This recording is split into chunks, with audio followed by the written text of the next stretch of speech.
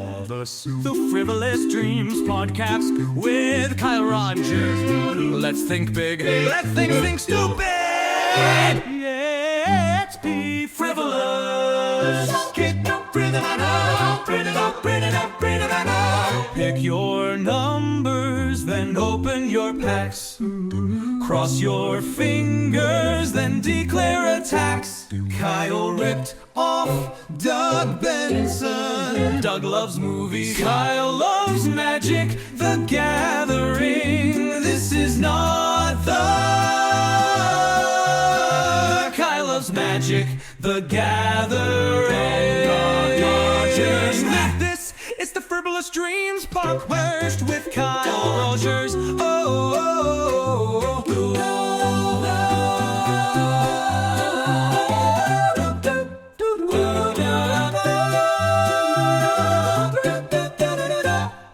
Does it sound good to you? Sounds great. Okay. How's it sound to you? It sounds good to me, and I Okay. can hear myself. Everything's fine. So. Good. Yeah. Dan, welcome to Frivolous Dreams. Thank you. Just like that, we're on. I already hit the record button, but Okay. I am the button presser and the mic person. But I see you reaching for pens. This is the guest's mat, so feel free to at some point put your mark on there. Have you done any research on what the podcast has been? No, I have not. No? Okay. That's perfect. I'll give you the quick rundown. So it originally started because I was laying in bed awake, and I thought, man, it would be awesome to and then I came up with some idea of what I would do if I had an absurd amount of money, like if I won, a $500 million Powerball or something. And those kind of thoughts always make me giggle. So I decided to start a podcast based on that. About 5 or 7 episodes in, I realized that we were running out of ideas. So we started to play Magic the Gathering. It took a turn from Magic the Gathering. Have you ever played that? No. Any Dungeons and Dragons or anything No. like that? Okay. But I migrated my interest away from Magic the Gathering. Now we're just getting into talking, which I don't know if you're aware, the last guest was David Olson, the mayor. So Yes, I did hear that. yeah. So now we're just trying to go for the Kyle Rogers experience. Now you mentioned you listen to a lot of podcasts. What do you listen to? Oh, good grief. I do listen to a lot of podcasts, but I go off and on as far as actually listening to them. There's, some of them are in relation to weight training, which I've done weight training since, serious weight training since I went into the Navy. And but anyway, been at it so roughly total around 35, 40 years. So there's a podcast I listen to called Massonomics. I love it Okay. because it's entertaining. It's fun, lighthearted, instead of taking themselves seriously. And yet they're a business. And they're kind of like, they provide the feeling of a club, that you're part of this unique club. And of course, that's how they make their money, by selling different, the typical term, merch stuff. But they go a step above. It's not just T-shirts and mugs. Other podcasts, I'm drawing a blank on some of them.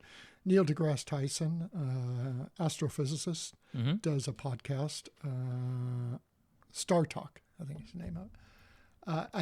Like I said, I used to listen to a lot. Those are two of my prime ones. If I pulled out my phone and did some scrolling, I could tell you 5 to 10 others. But Do you know Sam Renfro? Name sounds familiar.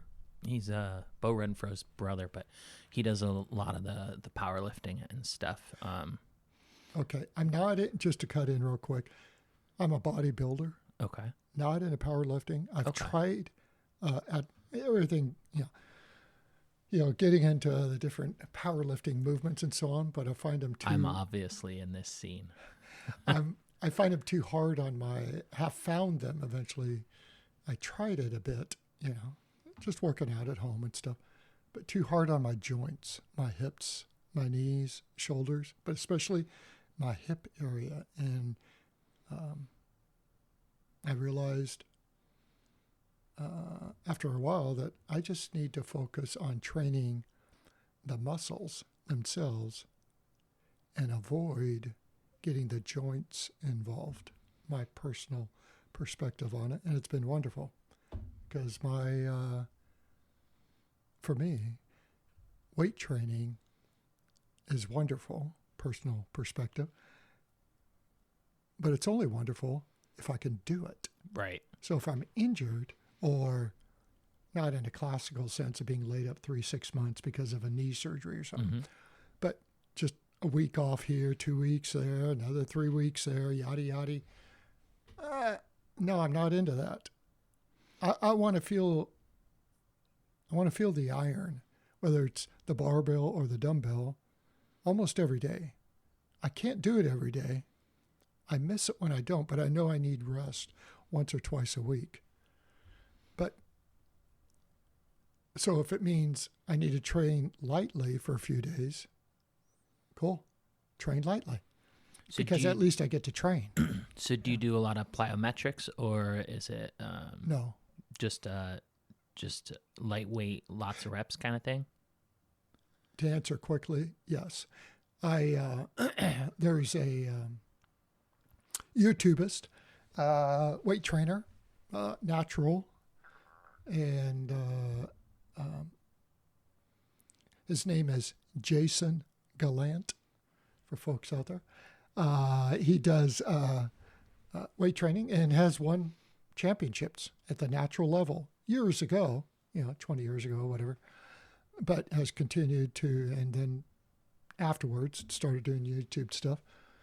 And his big thing, as I already mentioned, is about training the muscle and not the joint. So, you're really just focusing, whether you're doing barbell curl or whether you're doing a squat, bench press, whatever it is, that your focus is on training that muscle and avoiding getting the joint involved and just focusing on the muscle. Could you give me an example? It's kind of hard to do here, a video. I'll give you an example. The typical bench press. Okay. Okay. A lot of people that are, even now, anyway, are familiar with the bench press. So there you are, you're lying on your back. You got the barbell there, and say you got 135 on it, or say it's just the bar, whatever. So you lift the bar off. Doesn't matter the weight on it. We're just talking the movement. And so you lift the bar off, you bring it down, and when you bring it down, you're not focused on, I have to do a certain range of motion because otherwise I haven't done a real bench press rep. You're not thinking that. You're thinking, am I working the chest muscle as you're going down and then coming up? And you're focused, and as a result of that, you're focused on the fact that if I come down too far, the proverbial, you get a good stretch. Right. You're getting a stretch in your shoulder joints. What is it you want to work out? I thought you wanted to work out your chest muscles. Okay. You see what I'm saying? Yeah. So oftentimes I will come down. Usually, typically, again, it depends on the weight, because my range of motion will change with the amount of weight.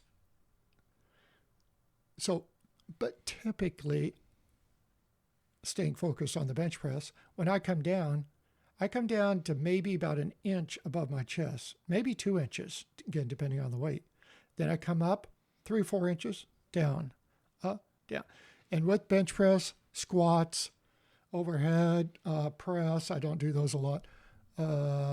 Nothing against them. Barbell row. So the classic big ones, I am usually just moving the barbell on, or moving my body, thinking of squat, but I'm just moving about roughly 4 inches, 5 inches, 3 inches, but it's always keeping that stress right on the muscle. So Well, it's like get in the target zone and stay there. Don't worry about the extremes of full extension or full compression, but you want to be in a specific target zone in between. that's a good way of saying it or Okay. thinking about it. Yeah. Okay. That's interesting. That's not one that I've ever contemplated, but like I literally took a job so that I could get paid to walk because I'm not going to exercise unless I'm getting paid. So Understood. Walking's good. yeah, Yeah. well, I should do more than that, but But I agree too. Because personally, we all got our biases, but my bias is our body. You know, you just think about it biologically with our body. It has muscles all throughout it. mhm. A little bit I know. I'm not a biologist or doctor or whatever. I like But- to tell everybody that no matter what I'm about to say, I'm a professional expert in it. Keep them on their toes. Yeah. But we have muscles throughout our body. And it doesn't take much realization or photographic evidence to realize that as you get older, especially once you get in your 70s, late 60s, 70s, 80s, and so on, you're losing muscle mass. In fact, it actually starts right around the age of 30 that you start losing muscle mass. There's a certain percentage, I forget what it is, but I don't want to throw it out there because I'll be wrong. But you start losing it. And I noticed it right at the age of 30 when I was in the Navy. And I was going to the gym all the time, but I noticed it's like, whoa, what's this change? I noticed I wasn't burning as many calories, so I couldn't eat as much, even though I was working out as much. And then I noticed it was more difficult retaining muscle. I was at the age of 30. That was a long time ago for me. And so I think the most important thing, getting back to you mentioning walking, and walking is wonderful. I enjoy benefits from it. But I think our overall skeleton has these muscles all over it besides our calves and so on. You know, has these quads, has these hamstrings, you know all the stuff, biceps, triceps, so on. And if those aren't used, they go bye-bye. They wither away. And if you look at somebody, you know, they're 60 years old, then you look at a photograph of them when they're 80, usually what you see is a collapsing of muscle thickness, if you will, around their shoulder area, chest, shoulder area, and the usual getting the proverbial chicken legs, because you just lose because they're not being used. So the body, evolutionary wise, if it's not being used, then it doesn't need to adapt to anything. And that's part of what evolution is about, is that adaptation. So if it's not being used, the muscles, then the body recognizes we don't need to have a 3-pound muscle here that's eating up calories each day. Let's reduce it down to 2.5 pounds of muscle, and we'll save on the calories for this body. Right. Not that it thinks and talks and all that nonsense like that, but that's what the body, that's what happens. Whether you're talking a human or you're talking a lion or a horse or whatever, that's what happens. It's just for survival. To turn it philosophical, that makes me think about a question that is probably going to be a leap to another level, but do you believe in free will? I'm not sure why you went there. That's quite a provocative question, but I'll say that can go many different ways. I used to. You used to. I'm not. I don't consider myself a deep thinker, and I don't consider myself well spoken. I'm not just saying that to perception of being humble, but I was always raised that I had free will, that there is free will. You have a choice, And I was a teacher. Yeah. After I got out of the Navy, yada, yada. I was a school teacher. And, you'd always tell a kid, you have a choice here. You could do this, or the class or whatever, Mm-hmm. So I get those words. That's how we interact with each other. That's how we speak with each other. Because in the moments, this is how we perceive reality, that we have this choice. You can play with this game or you can go outside and for recess or whatever, And the kid perceives choice and I perceive choice and so on and so forth. I know I'm just, but I think we have will. Don't ask me to fully explain that. I've heard it explained and I seem to understand it at different times I've heard it. But there's a distinction, I think, between free will and will. There's three main, what's the word to use? Processes? I don't know, not really that, but three. Anyway, I'll stick with processes for now. Physics, chemistry, and biology. Mm-hmm. That's it. And those things in our brain, our 3-pound brain that we have, the physics and the chemistry and the biology, primarily the physics, it comes first. And those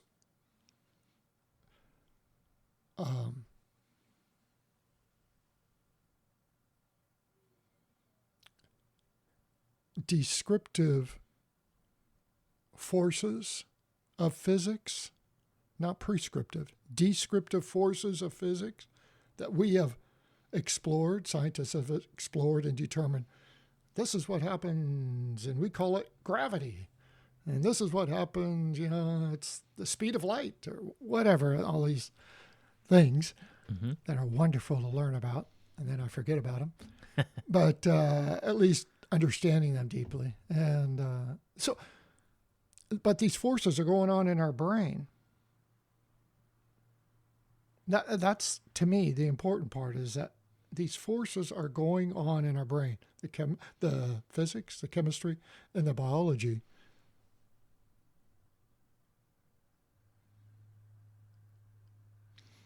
It's not the proverbial heart. It's not the proverbial soul. All we have evidence for is a 3-pound brain that causes us to do things. And we also know from evidence that there is physics, chemistry, and biology, which is causing us to act in certain ways. And yet we have a choice in a way. I'm holding a pen right now. I'm going to drop it. I just dropped it. The way whoop-de-doo. Yeah. But in a sense, another time I'm holding the pen, I picked it up, I'm holding it. I'm going to drop it. No, I'm not. I'm going to hold it. The way my brain tries to rationalize logically, I go, no, we don't have free will. I don't necessarily believe it because of, and the reason the question came up is because you were explaining that, if you don't use the muscle, it deteriorates and the answer is because that's what your body does. And if you could control that based solely upon a completely clean slate of decision making, that would be free will. But because that happens regardless of what you think, that is not controlled by will. And then people a lot of times will say but to use, for example, you dropping the pen. Did you choose to drop the pen? Or did you drop the pen only because we're talking about this conversation?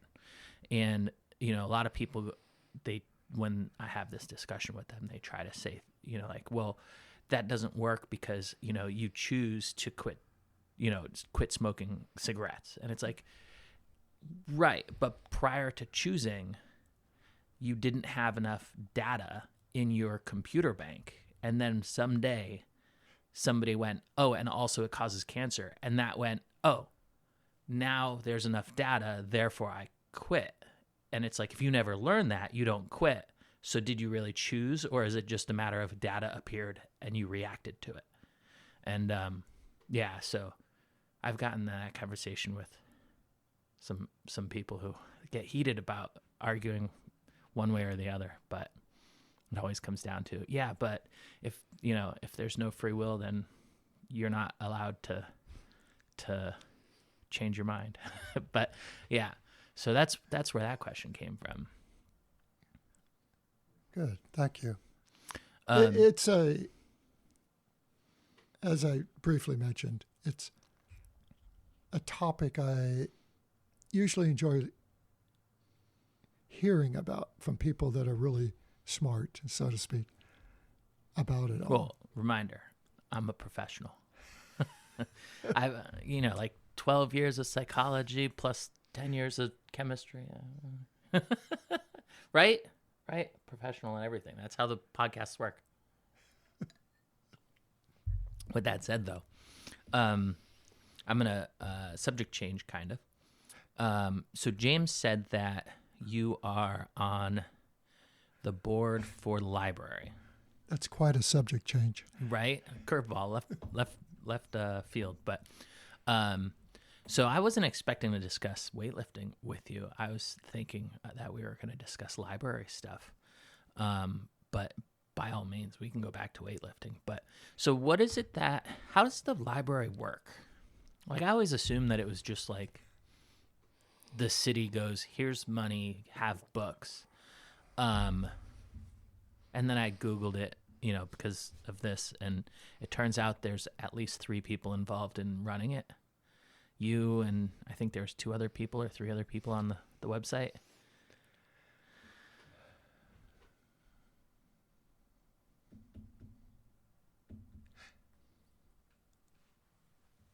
Let me start with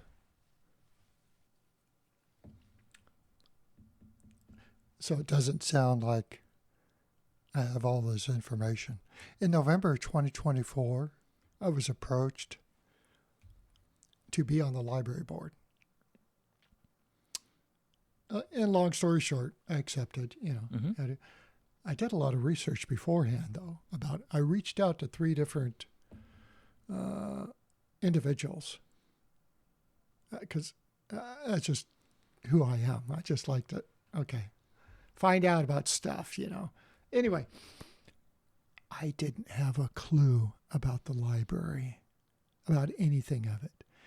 We've been living here since 2003. Our kids were fairly young, 4th, 5th grade and younger. We had 3 of them. And we'd go to the library here, right? When we moved here in 2003, when I retired from the Navy. And we'd go once a week, once every 2 weeks, whatever, get piles and stacks of books. It's just the kind of family we were. No TV at home, books everywhere over the living room floor when we'd get home. Back in the good old days. Yeah. And 3-4 hours of just on a Saturday or Sunday, lounging around and reading and stuff after coming home from the library or whatever. Anyway, but up till November 2024, I didn't have a clue about the library. Where's it get its money from? No clue. Nothing. Who runs it? A librarian, but she's part-time and she's really retired, and it's just kind of a part-time gig. This is my perception. Right. Part-time gig. I mean, she has money from, other retirement checks come in. Come on, this is how hard can this be? Being the librarian at Kathleen Library. This is an easy gig. Yeah, you get your $20,000, $30,000, $40,000 annual paycheck, whatever it is. I'm just making stuff up here, that I was perceiving. But really, you're depending on your retirement check from a previous job or 2 and your Social Security check. Because these were older people. I knew Noreen when we first moved here, when the library was in its older state. Then I knew Connie Christopher, and I knew Carol Blex. And in different ways also, Carol, when she, yada, yada, all this stuff. And then there was another librarian in between there before Vicki Franklin and so on. But all these were older, I know I'm just painting an overall picture and not trying to, but my perception was, again, it was just kind of a part-time gig for these people, and they did it because they loved it, and they did love it. They did love it. And they did a great job, each of them in their own way, different ways. They did. Wonderful. But I didn't have a clue about the library. So I joined, right? Be on the board. Okay. But I never wanted to be on a board, you know. And one of the main reasons is, or two main reasons is, again, my perception. And again, I had never been on a board. So, Dan, how'd you have a perception? Yeah, well, whatever. We all have our perceptions about stuff we've never dealt with. And two of my perceptions were boards take a long time to get stuff done. They talk a lot, and then they say, let's table that. Let's wait 30 more days and wait till we get back together next month. And I'm thinking, I don't want to be part of something like that. Yuck. Second, boards are boring. Yuck. Those are two things I didn't want, of just dilly-dallying around. Wait till next month. Oh, and then you wait till next month. And, oh, well, she couldn't make it or he couldn't make it. We'll have to wait till next. Now you're waiting 60 days. Good grief. Let's get going. Let's make it happen. And if it doesn't work, oh, well, we stop or we change. Right. I think part of that, not all, is due to my Navy training. And I'll explain that when I was in Japan, at a Navy attachment in Japan, northern Japan, and a captain one time, he said, he's actually said it several times, but anyway, he says, and we were on an Air Force base, actually. We were an attachment to an Air Force base. So the majority was Air Force all around us, and there's a small Navy attachment. And he says, with the Air Force, when it comes time to make a decision, they'll get together and they'll have a meeting. And then they may have another meeting about it. And they'll discuss it and look at all the angles and get all the information and gather it all up. And then they'll make a decision. And you know what? They're usually right. Me? This is the captain saying. He says, me, the top dog. He says, decision comes, he says, I'll make it right then and there. And I'm usually right 75% of the time. But 25% of the time, I'm wrong. But we've already moved along. Mm-hmm. And all we need to do is just change course. He says it comes from that Navy training that's still with the Navy. And it comes from the old days of the sailing ships that once they left port and they got over the horizon, 10, 12 miles out at sea, whatever, depending how tall the ship is. Once they got over the horizon, the captain was king. He was God. He was it. He didn't answer to anybody, but he had to make decisions. They couldn't use little signal flags to signal back to the port. Hey, this came up, because they're only 2 miles out or something, But he was it. Make the decision. Go. And he says that's, And so I think that's kind of rubbed off on me, 21 years in the illustrious Navy. And that you just make a decision and go for it. But go, do it. And if it doesn't work, oh well. Or if it works halfway, change and improve, modify, whatever. But at least you aren't still blabbing about it. Right. And blabbing about it. Boy, am I answering this. Yeah, you asked a question minutes ago. So anyway, so I'm on the board, and then, after a couple months, I became chair of the board. But it didn't matter if I was chair or not. The thing was simply, and as it's developed, is my one little thought is always, let's make the library even better. It's great now. It's wonderful now. Vicki Franklin's done a wonderful job with she's just done a wonderful job. The atmosphere of the library, when you walk in, it's very welcoming, and how she's trained volunteers and expectations she sets. But like anything, let's make it even better. And so one of the things I realized in making it better was two things. I call it the M&M. And that is M, for membership. We need to reach out and include more people. Reach out and say, hey, need a library card? Here's a library card. So that was the big one. That was huge. And then along with that, tied in with that is marketing. We didn't have anything in the Eagle. No articles, no advertising, no nothing. No, how'd you know anything was going on at the library? This thing or that thing or this thing. A multitude of things we have going on. How did anybody know? Nobody knew. Nothing. We had Facebook. There was a Facebook we had. And then we had problems with it, yada, yada. But nobody, no flyers going up. We didn't go out to events. And that was huge in going out to events. At first, I'll give an example. We would initially go out to, and I say we because it's Vicki and I, and she stepped up to the plate and she was just always there with me, this event, that event, whatever it was, right? And initially, I would always hear from folks. All this stuff has different history, but folks about, I live in Skamakaway, or I live in Grays River, or how much does the card cost? I'd say, doesn't cost anything. It's free. What? I thought it was like $30 or $20 or whatever number people toss out. It's not how libraries work. Well, it did. Really? Yes. Oh. See, all this misinformation. That's all right.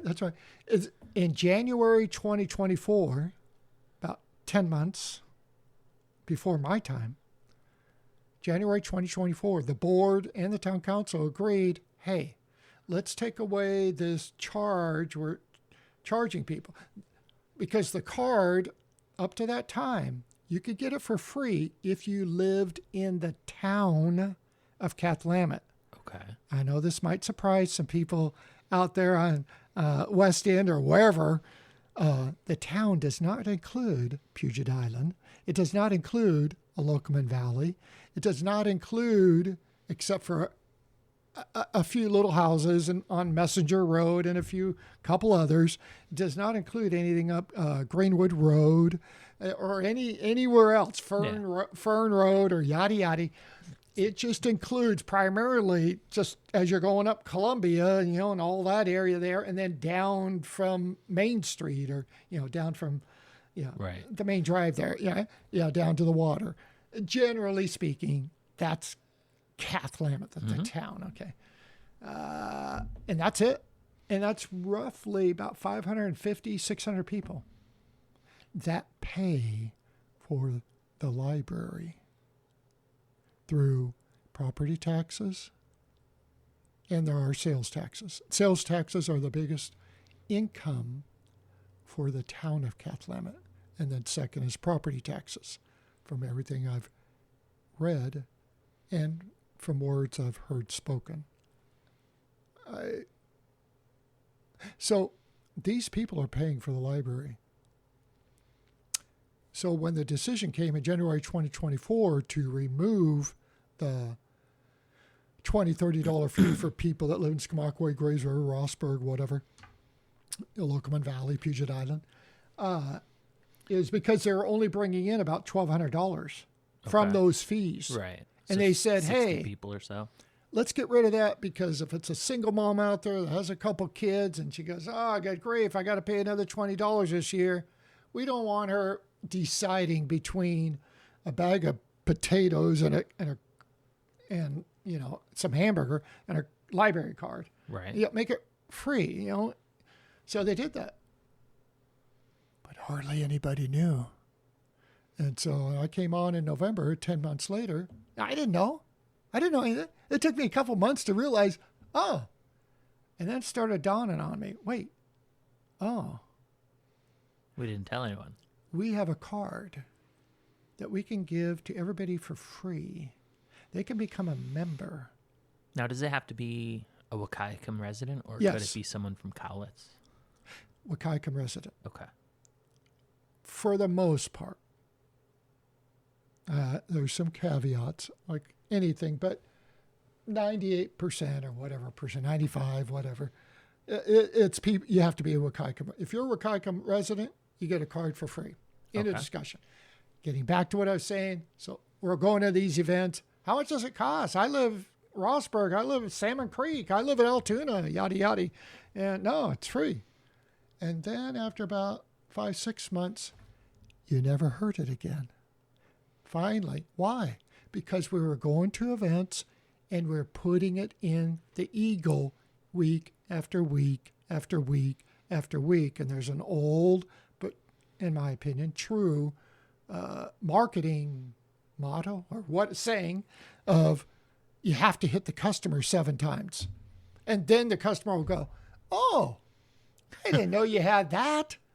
You know, Like, I only told you 6 other times. yeah. But And I'm that's- glad you know now. and that's how we are on many things. You know, it's just no big deal. But you got to be consistent and you got to reach out and you got to show people like consistency. And they like to show that know that you're honest about whatever you're, in a sense, selling, you know, and providing. And so, again, getting back to maybe one of your original questions, so I joined the board and I had to learn all that stuff about, wait, so who pays for the library? Because really, as we know in life, everything comes down to money. Mm-hmm. Money. And so the town of Kathlama provides the operating budget for Kathlama Public Library. They gather that money from the general revenue that's provided to the town. There is not a specific allotted amount for the library. In fact, in a sense, as has been spoken at town council meetings, in a way, we are on the bottom of the list. Actually, the pool and the parks and so on, they come before us for certain reasons, for certain grant reasons, stipulations, yada. We're on the list. We're the list. And so I think it's important and I meet people and just met somebody that's quite influential and does a lot of hard work on the west side. And she, when I asked her, hey, we just had a little back and forth and good, you know, all in good fun. I said, who pays, who pays for the library? She said, the county? I said, no, the city of Kathlama. And then there was a little pause. And I don't know, I'm conjecturing, guessing. And I do the same thing too. Because it's a realization of, oh, so all these people outside of the town have this resource, this benefit, this wonderful library that they can use for free, and they don't pay a penny for it. All the people in the town pay money for it. So it's an interesting, what's that big word? Juxtaposition or whatever. And, but, and that's just how things are and currently. And so I had to learn that, just like, and I had to learn a lot of things about the library as far as, so, we do get in the last 4 or 5 years, and I know there's history before that, I don't have all the information, but, traditionally we get 2,000 to 3,000, maybe 4,000, but usually around 2-3 from the county. That's a donation. Okay. Donation. Voluntary. Donation. Subjective. The city, the town of Kathlama, they pay the operating budget, which is typically, I'll just leave numbers out for now. But anyway, that's how it is. When you say that the library is at the bottom of the list, are you saying list like metaphorically based on public interest, or is there actually like a codified thing that says this is bottom, the least important part of town budgeting? First, not because of public interest. I'm not saying that at all. Second, there's not codified. it's just, I really don't want to get into it because I'm afraid I might say certain words that somebody might say, oh, it's not really correct. And I go, yeah, okay, whatever. What I will say that generally speaking, from what I've heard and read and blah, blah, blah, and been stated here or there, is that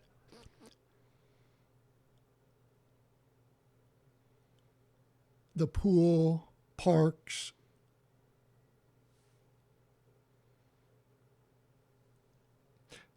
there's been grants provided, and the grants stipulate, let's use the pool as an example, that, again, I hope I don't get the wording wrong here. It's not an intent or anything, not trying to imply anything, is that the pool gets, there's a grant associated with it. When, who, what, I don't know. But it says, Different department. here you get it. Here you get it. We're going to give you this chunk of money as long as it remains a pool. Okay. Or I'm incorrect. As long as it remains a recreational site or something, kind of wording like that. So technically you could fill it in with sand and make a sandbox or something. That's been mentioned. Okay. The library, there is no attached grant for the library. We have gotten grants, but they've always been a grant for an summer intern, or a grant for the D&D, Dungeons and Dragons games, But we're talking, $1,000, or we're not talking 50, 100,000, or 500, or whatever numbers. So that's what I'm saying is because of those grants, if I'm understanding everything right, they're committed to these other resources projects, whereas with the library, don't necessarily have to. But we have 1,740 members at the library.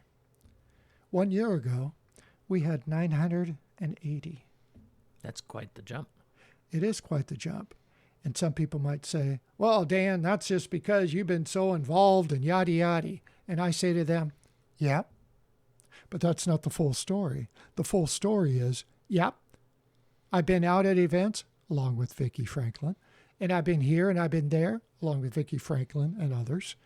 And, isn't that strange? When you reach out to all these people, they don't say no, they say yes. I want and need a library card. It was merely the fact of people weren't going out to meet them where they were at. I'd been on the library board just a couple months, as one little story here. Couple months? Yeah, but right about a couple months, month and a half.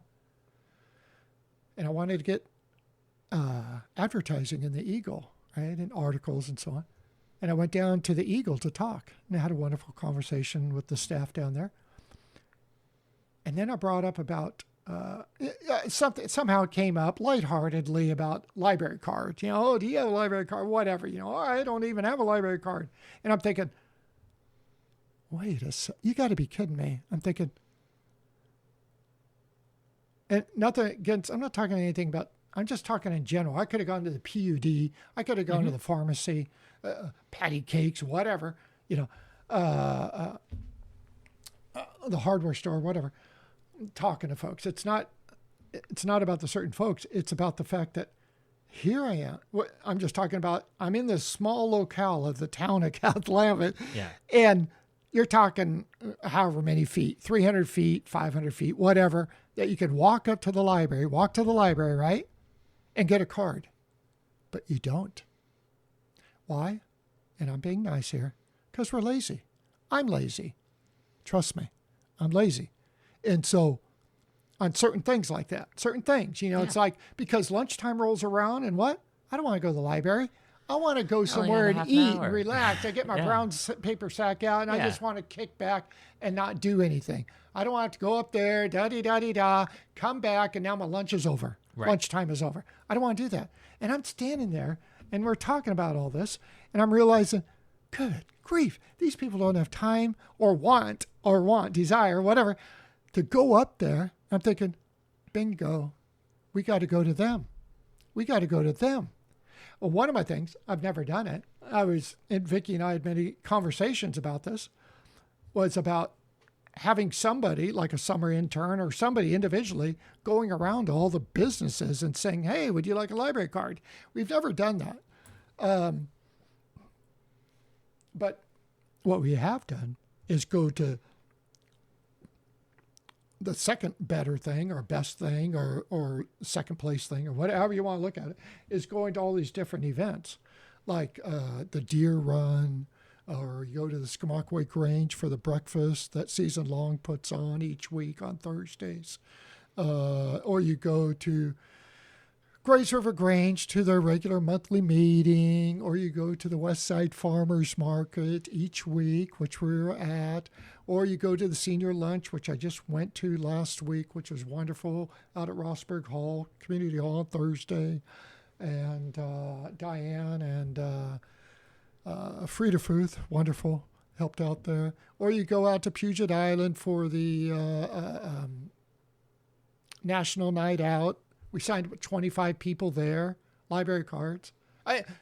You go to where the people are. Right. And something that's semi-related where it makes sense for the library to be at. And that we don't want to take over the scene or situation. We're just off to the side. Hey, don't have a card? Come and visit us. We'll give you one, and it's laminated, and you're set to go. I've talked a lot in regards to your first original question. Well, but happens to be the whole idea. Right. And the key of it, that Kyle, that I wanted to get across is I understand a lot of, and that's one of the things that always frustrated me, is all the misinformation or lack of information that's out there. And part of that, and I do want to just interrupt Yep. for safety's sake. Don't show your passcode or anything or phone number in that direction, because we don't need you to dox yourself like that. You could, if you want to keep track of anything, I can get you paper or anything, but we don't need to show the whole internet world your cell phone number. And for listeners, Kyle said that because I just happened to feel a little buzzy in my pocket. Oh. And I reached in and grabbed my phone and brought it out just to see if there's anything Yeah, semi-emergency. I remember when the first Apple Watch came out. The Good Morning America, maybe, people. It wasn't Regis and Kathy Lee. It was after Regis left, but those two people, the two ladies, one of them was like, here's the watch. And the other one went, don't put your phone number out there again. And she said, don't worry, I got it. And then immediately flashed the whole world her phone number. And the rest of the episode was her getting spam calls and texts. And it's like, the fact that she had already done it once and managed to do it again after being warned was perfect. But yeah, so don't do that. There's cameras everywhere. That's what I've realized in life. And that's I will just the way say it that is. if you want to call a New York comedian, there's a podcast called The Rad Dude Cast, and Danny DeVito, not related to the other DeVito, but he's a New York comedian who put his cell phone out there and then never changed it. And I was like, he had to have changed it. And then I called him and we had a conversation. It was like, oh, damn, he actually answered the phone. But Wow. yeah. Wow. So you can go back, listen to like episode 3 and call him. But yeah. That podcast is no longer there. But so to get back to the library. Mm-hmm. So the board, they're the ones who basically manage the paperwork and the execution of the library. And Correct. get their- It's it's not a unique, it's common throughout America, small towns, big towns, whatever, that there's this. So you have the town of Cathlamet has departments. Yes, it's been reduced in size because of the consolidation, but it still has departments. One of them is the town hall itself and the 2 employees that work there. One full-time, one part-time. The other is Public Works, 1 full-time employee, but still a department. The other is the fire department. And the other is the library department. So you have these departments. We're the only one, the library is the only one that has a board for it. And that's all stipulated by, again, I had to learn all this stuff, Ordinance 514 establishes the board, the library board, by the town council. That's where we, as a board, in a sense, that's what empowers us. It's the best way to say it, right? And it, it's a 2-3 page document. Tells us what we need to do, can do, should do, must do, all those different things. Important And one of the words. things it says in there is, I could pull it out, got it here in my red folder, is that the board has exclusive control of all finances of the library. Almost got that memorized, which is quite a, wow, you got all this It's pretty definitive, very definitive, and yet, assuming cooperation. but really what goes on in real life, it has exclusive control of all finances of the library. Yeah, we do. But in real life, 98, 99, 100% of the time, whatever, what goes on is the town council each year establishes, library, you get this amount of money. This is your operating budget for the year, right? And that money goes however, anyway. Then Sarah she's the treasurer, Sarah Okay. Clark, at the town hall, and she gets that chunk of money. And I try to avoid names, but she gets that chunk of money, the treasurer does, for the town hall. Town treasurer, not treasurer for the county. Town treasurer has that chunk of money that the town council has voted on, said, library, you get this. Just like they do for the fire department or Public Works, right? And so we have that chunk of money. And then the librarian, because of the budget, you got this chunk of money and it's all outlined, so much money is a budget line item for books and supplies and for insurance and for utilities and for other membership fee type stuff that we got to pay, like for different software stuff, right? Or all sorts of stuff. And then what happens is once a month we meet as a board and the librarian presents us with the voucher that we need to approve. Okay, I made payment, a certain amount to Amazon and a certain amount to this company, a certain amount to this company, yada, yada. And we look at it and make sure it's all legit and straightforward, makes sense. And then we sign off and that's it. So, yeah, we have exclusive control. So you have really it's willpower. But that's because, and it's right, and it's set up right in many ways because, hey, the librarian is there, in a sense, every day. And Vicki Franklin is, she's only part-time, half-time, but she's there almost every day. Almost, She takes, a couple days off. Oh, imagine that. Anyway, and but she does a wonderful job. She has the hands-on. She knows what books to order, what supplies to get, yada, yada, and rightfully so and should. And so she makes the command decisions on all that stuff. And all we do is look just to make sure everything's up and up and sign off on it each month. But then all that money is coming from the town council. So And So a little it's- bit from the county as a donation. right, but it's so it's directly through the council. It doesn't pass through the mayor. It because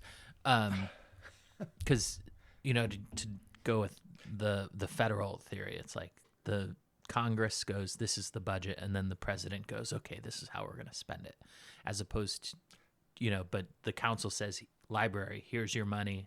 Mayor's not really involved. I don't want to get into all those weeds and use some Okay. kind of improper words. You got, really, what kind of paint this picture is that each department, fire department, Mm-hmm.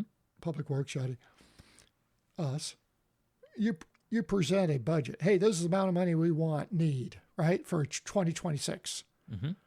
And they look at it, and they already have their proposed budget. And that budget isn't just a one number thing. Oh, this chunk of money, you get it. It's all these line items for We this, think you for should this, spend and this this. much on yeah. electricity. And Yeah, et cetera. And it, it's based on last year. Oh, we paid this amount for Nuance. insurance and this amount for utilities, yada yada, and for phone, internet, so all that stuff, salary, yada yada, book supplies. So all that stuff is outlined.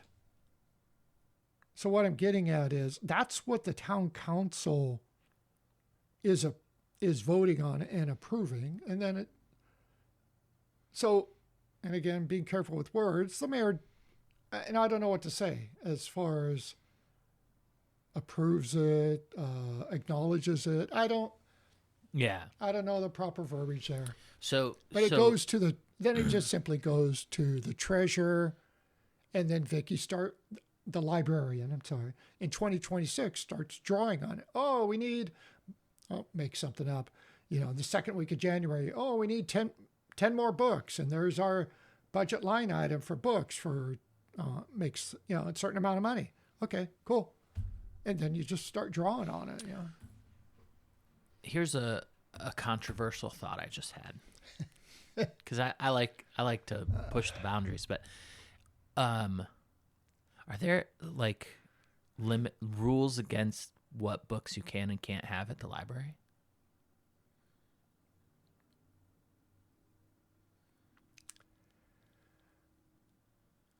Well, in one way I can answer that, and it will be crystal clear for anyone listening. Obviously, there are. Okay. Because we all know, being mature and understanding people,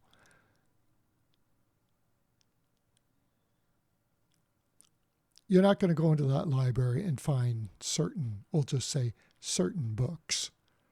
You'd have to go to some store or some online place to get those certain books.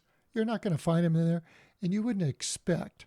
And we all know, generally speaking, that really isn't a curtailment of freedom of rights. It's kind of the same thing.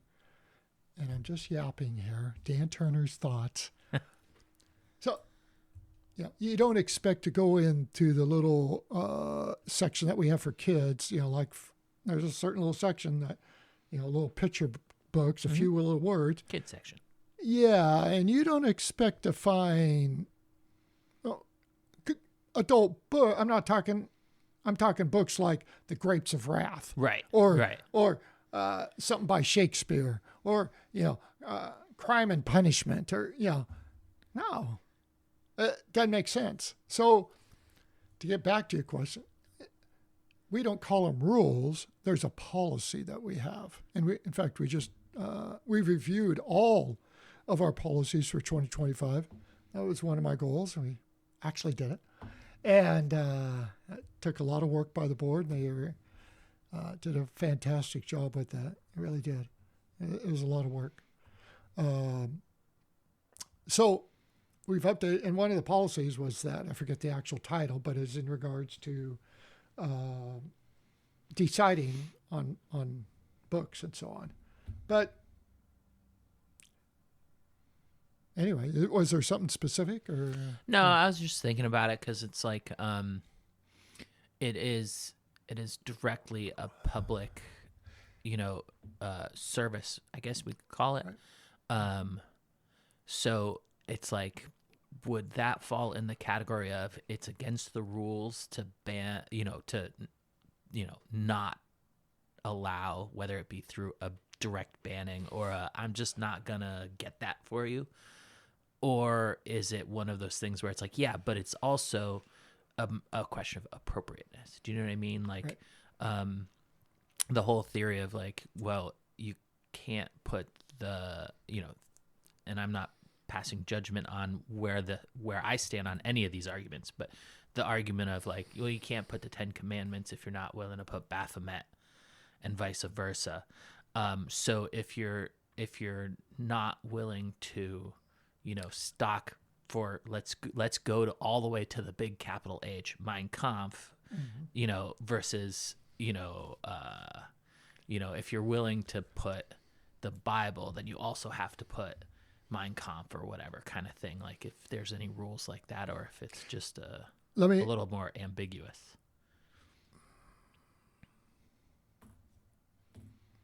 Or we'll say up to management. Right. Yeah, well, that's what it comes down to. Let me highlight with 2 words. Usually speaking, with usually speaking, what it comes down to is, and yes, it's gray area, but appropriateness and interest. If there's an interest in a book, let's say Mein Kampf, right? Okay.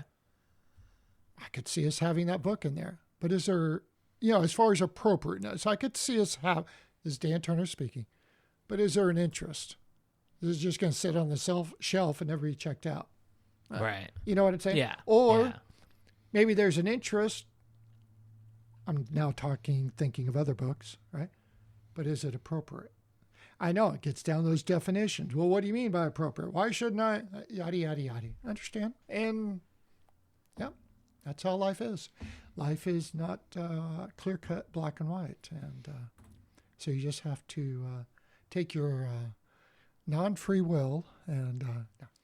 So to play on the choice of saying clear-cut, black and white, do you have a favorite book or story or movie? I can't, how can I speak about that since I do the Reader's Fave article each week in the Eagle? And I'm always asking people for their favorite book. Now you're trying to get it on this internationally known podcast going out to millions. I don't think there's any international part of this, but nor is there millions. David's episode was pretty good at, I think, 40 listens. I'm messing maybe with 60. You. I understand. But, yeah. No, trust me. I write something or advertise something, library stuff in the Eagle, and I'll ask people, and they go, no, I didn't see it. No, didn't read it. What?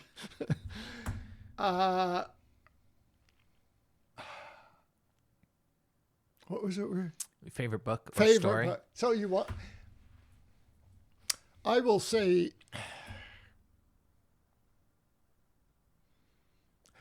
I have a number of favorite books, and that's what I discover in my interviews, usually with folks, because sometimes we'll have a favorite book when we're 15, and then when we're 27, and then when we're 48 or whatever, right? Or 3 weeks ago, right?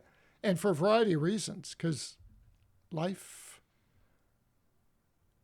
is full and changing.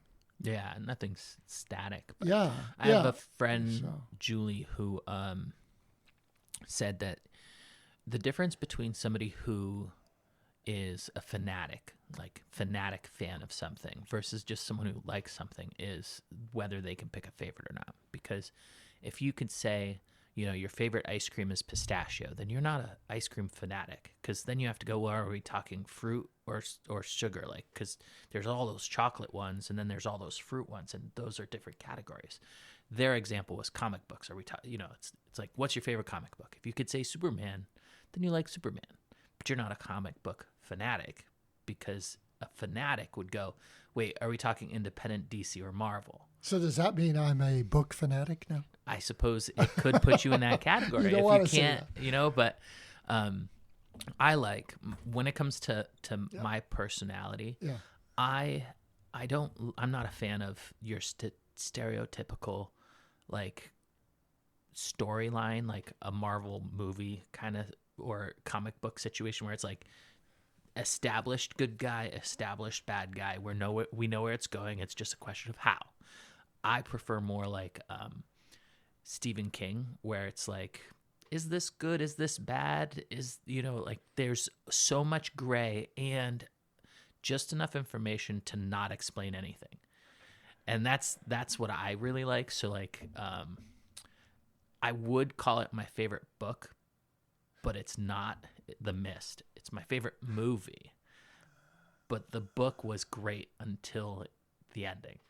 I like the movie ending way better, but yeah, I see what you're saying, because it's like, I guess when I was younger, my favorite book was The Giver, and then I discovered moral ambiguity, and it was like, oh, that's so much better. Like, anytime a story puts you in a situation where you go, I don't know if I could make that decision, that's where I like to be. Interesting. And that's thanks for sharing that all that, because that's like when I do readers' favorite interviews. It's finding out about where people like. Part of it is finding out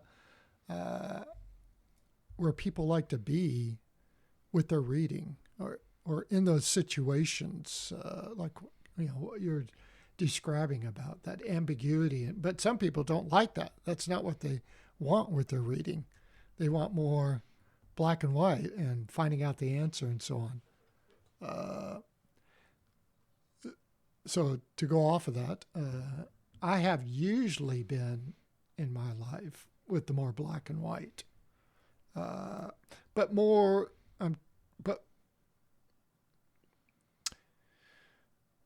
I've always enjoyed reading history. We'll say that. You see what I'm saying? So I like to know, okay, 1776, Revolutionary War, yada, yada. Now I like to read about and get in depth about it. I'm just making things out. Could be something World War II or whatever. Hate to keep referring to wars, but they're kind of a linchpin in different things. Yeah. But but I like reality, and I like finding out what, and I hate to say it this way, what really happened. But yet we never know what really happened, or what really caused, or what yada yada. But there's a certain amount of evidence from everything that George Washington really did cross that river, Valley Forge and all that, and that was quite a turning point with the Revolutionary War, and the Hessian soldiers were really there, that they surprised him on Christmas Eve or Christmas Day Eve or whatever it was. And so I've always enjoyed that. Yet at the same time, I enjoy historical fiction types books. Let me bring one up, like Grapes of Wrath by Steinbeck, right? And there's certain reasons I like that book because of its earthiness. It's just that common man and struggling and trying to raise himself up, but just getting beaten down and so on. And so I've always enjoyed some of Steinbeck's writings, not all of his, but I enjoyed Grapes of Wrath the most, Red Pony and stuff. Have you read The Things They Carried? I've heard about it. Yeah, I think, no, I have not, to answer your question. It's a collection of short stories. I don't know if it's drama, fiction, nonfiction, or whatnot, but it's a collection of short stories around Vietnam, and it's got some right down my alley, where it's like, I don't know what the decision in that situation would be. But it's a good book. Yeah. So you can still get into those ambiguity situations with dealing with, quote unquote, a real story. Right. Yeah. Yeah. Like, so, I'm sure that there's more than one book that talks about the situation going through with the decision to drop the bombs on Japan. And that's one of those things where it's like, I'd hate to be in that chair. Right. I would hate to be in that chair. Yeah. So anyway, there's I think, like many of us, especially as you get older, not when you're like 22 or something, but you forget about the books that you read and that you enjoyed, because it's just been so many books and so many years of time that have passed, and life changes and so on. Yeah. A lot of times the extremes are more memorable than the middle of the road. So what about the flip side of that? Is there any books where you went, oh, that was terrible? Well, yes, but I don't really remember them, or usually, at least in the past 10, 20 years, whatever, if I don't like it, I mean, I'll even go, a page and go, I know, shocking. And I don't like that. But at the same time, I just recently read a book called Stoner, written by the author John Williams, who I'd never heard of before. Not the composer, right? No. Okay. And nothing to deal with drugs or any of that stuff. That was the it next was the question. last name it was a novel, and the guy's last name was Stoner. Forget his first name. He's a professor, associate professor, never made full professorship. Anyway, and so it's a novel, and but what I'm getting at is, after the first sentence, I realized, oh, I like this. How that happens is interesting, I think, because other people would read the first sentence and go, yeah, or they read the first sentence of some sci-fi book or Stephen King book or whatever it is, right? Harry Potter, and go, oh, this is good, right? And I just find all of that interesting, how certain things, but at the same time, and this is more in the past, or if I've had fair warning that, okay, wait till you've read 75 pages, then it really takes off. And you give it fair play, and yeah, it does take off. And you go, oh, this is good. I'm glad I was patient, right? But a part of it is, as you get older, as I have, and fortunate being older, is you're like, hey, I don't have the time. Yeah, I literally do not have the time.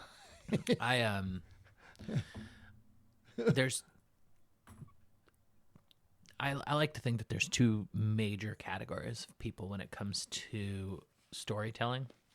There's those who go, this is how everything went well. And then there's people who go, this is how everything went terribly. And a lot of times I find myself more entertained with how things go wrong. And I was going to go, the original plan was to get laser eye surgery and then celebrate not having foggy glasses by going on a week-long backpacking trip through Massachusetts. I got the laser eye surgery, and as I was walking, out the office, they're like, here's your follow-up paperwork. And it said, can't lift anything over 10 pounds. And it's like, well, there goes the idea of a 50-pound pack. So what is a new plan for celebrating my vision? So I decided I would go hunting. But the only thing that was in season was bear. And you can't, this is back when cell phones had crappy batteries. Mm-hmm. So I couldn't sit on the phone all day. I couldn't listen to music because, that's noisy. So I was like, I'm going to do the old fashioned read a book. So I went to Barnes and Noble, and I sent out a thing on Facebook saying I need some advice on what to get for a book. One of the recommendations was Hitchhiker's Guide to the Galaxy. Mm. There was a couple other recommendations, but while waiting to see which one of those I was going to pick, I was browsing. And I saw a black-covered book with red writing that said, Unicorns versus Zombies in blood writing. And I looked at the cover of that book, and I judged it harshly. And I went, that book's going to suck. I bought Hitchhiker's Guide to the Galaxy, 2 other books. I hopped in my vehicle. I drove halfway home. On the highway, I got off random exit, got back on the highway, went back to Barnes & Noble and went, I need to know how bad this book is. And I bought that book. And I went hunting that day, and I read the entire book, and it was a collection of short stories trying to compare and contrast which was worse, zombies or murderous unicorns, in a collection of short stories. And it was so bad that I kept reading that book until I realized that it was time to go home. I had not seen a single animal in the woods, but it was too dark to see the pages. And at that point, I realized I forgot a flashlight. So it was fun trying to get out of the woods after reading about zombies and murderous unicorns in the dark with no flashlight, loaded with guns.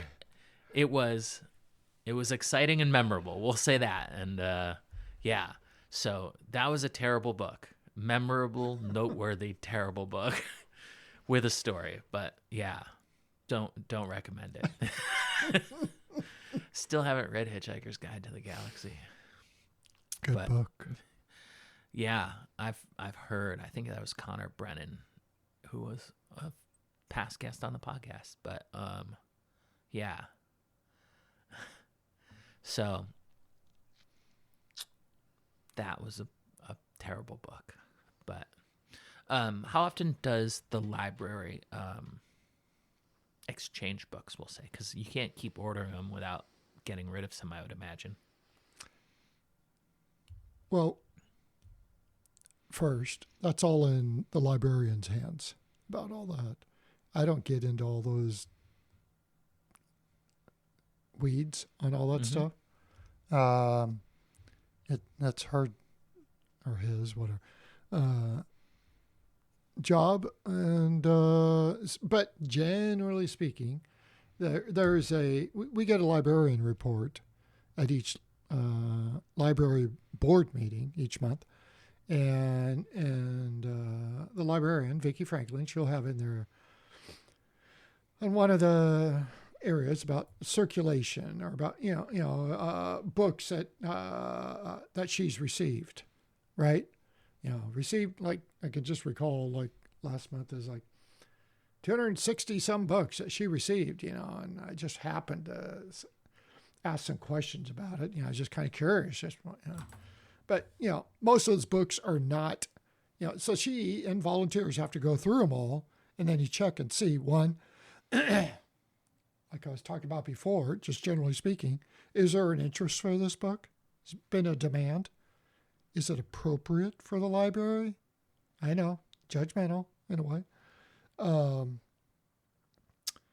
Do we already have it on the shelf? Or maybe it's a better condition than one we have on the shelf or something, and we've been looking for a replacement. That doesn't happen very often.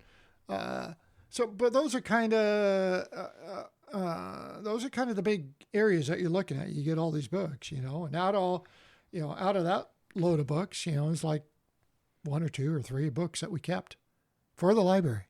The rest don't need. And usually, so what goes on, generally speaking, big picture is that the books are turned over to the to a young woman in charge of the landing field as soon as she gets set up. The SWAT team has surfaced itself today as all of the patrolmen who helped lead the bus out of the city.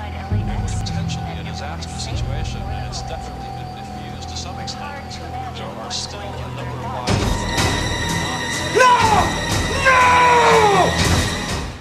independent 501c3 independent group called the Library Foundation. And they turn around and sell the books, generally speaking. Raise money specifically for the library. So that's kind of how it works, what goes on there as far as if we get donated books. I'm talking about donated books in. But Vicki will oftentimes, of course, order new books, popular books that, authors have written, and people, there's an interest. And they're appropriate. The typical top 10 books, New York Times, or top, there's an app called the Libby app, and there's popular books, the most popular books and so on and so forth. And which is usually correlated with the New York Times or stuff, right? Yeah. And other things that she looks at to make sure that we have those books available. And then people we'll write on a piece of paper we have there at the library as far as suggestions, hey, I want this book and so on. And so you just kind of look at all those things, and she does the ordering for new stuff, or older books, if there's an interest for it, and which she has done all the time. It's just kind of, again, it's interest and is it appropriate? Yeah, those are the real big guidelines there. Speaking of interest, is there any like interest spurring events, kind of like they do at churches, where it's like, hey, come get coffee at 10 a.m. for the library? Do they have anything like that? Coffee hour at the library or anything like that? No. No. Trust me, we've explored, talked about, Vicki and I and others, those things. That takes something called manpower and money. Yeah, that's the two things that usually come down to.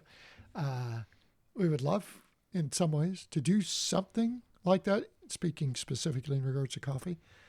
One of the things I did do, it's part of marketing, M&M, membership and marketing. And that is, we established that every Saturday, if you came to the library, we'd have this dish of cookies. Come on in, you cookies, yeah. And so we've been doing that, and we just changed that to now starting this Friday. And Saturday, if you come into the library, there's cookies available. And why we just changed, if I could put in a plug here, is because the library on Friday, November 14th, for the first time, is changing its hours just for Friday.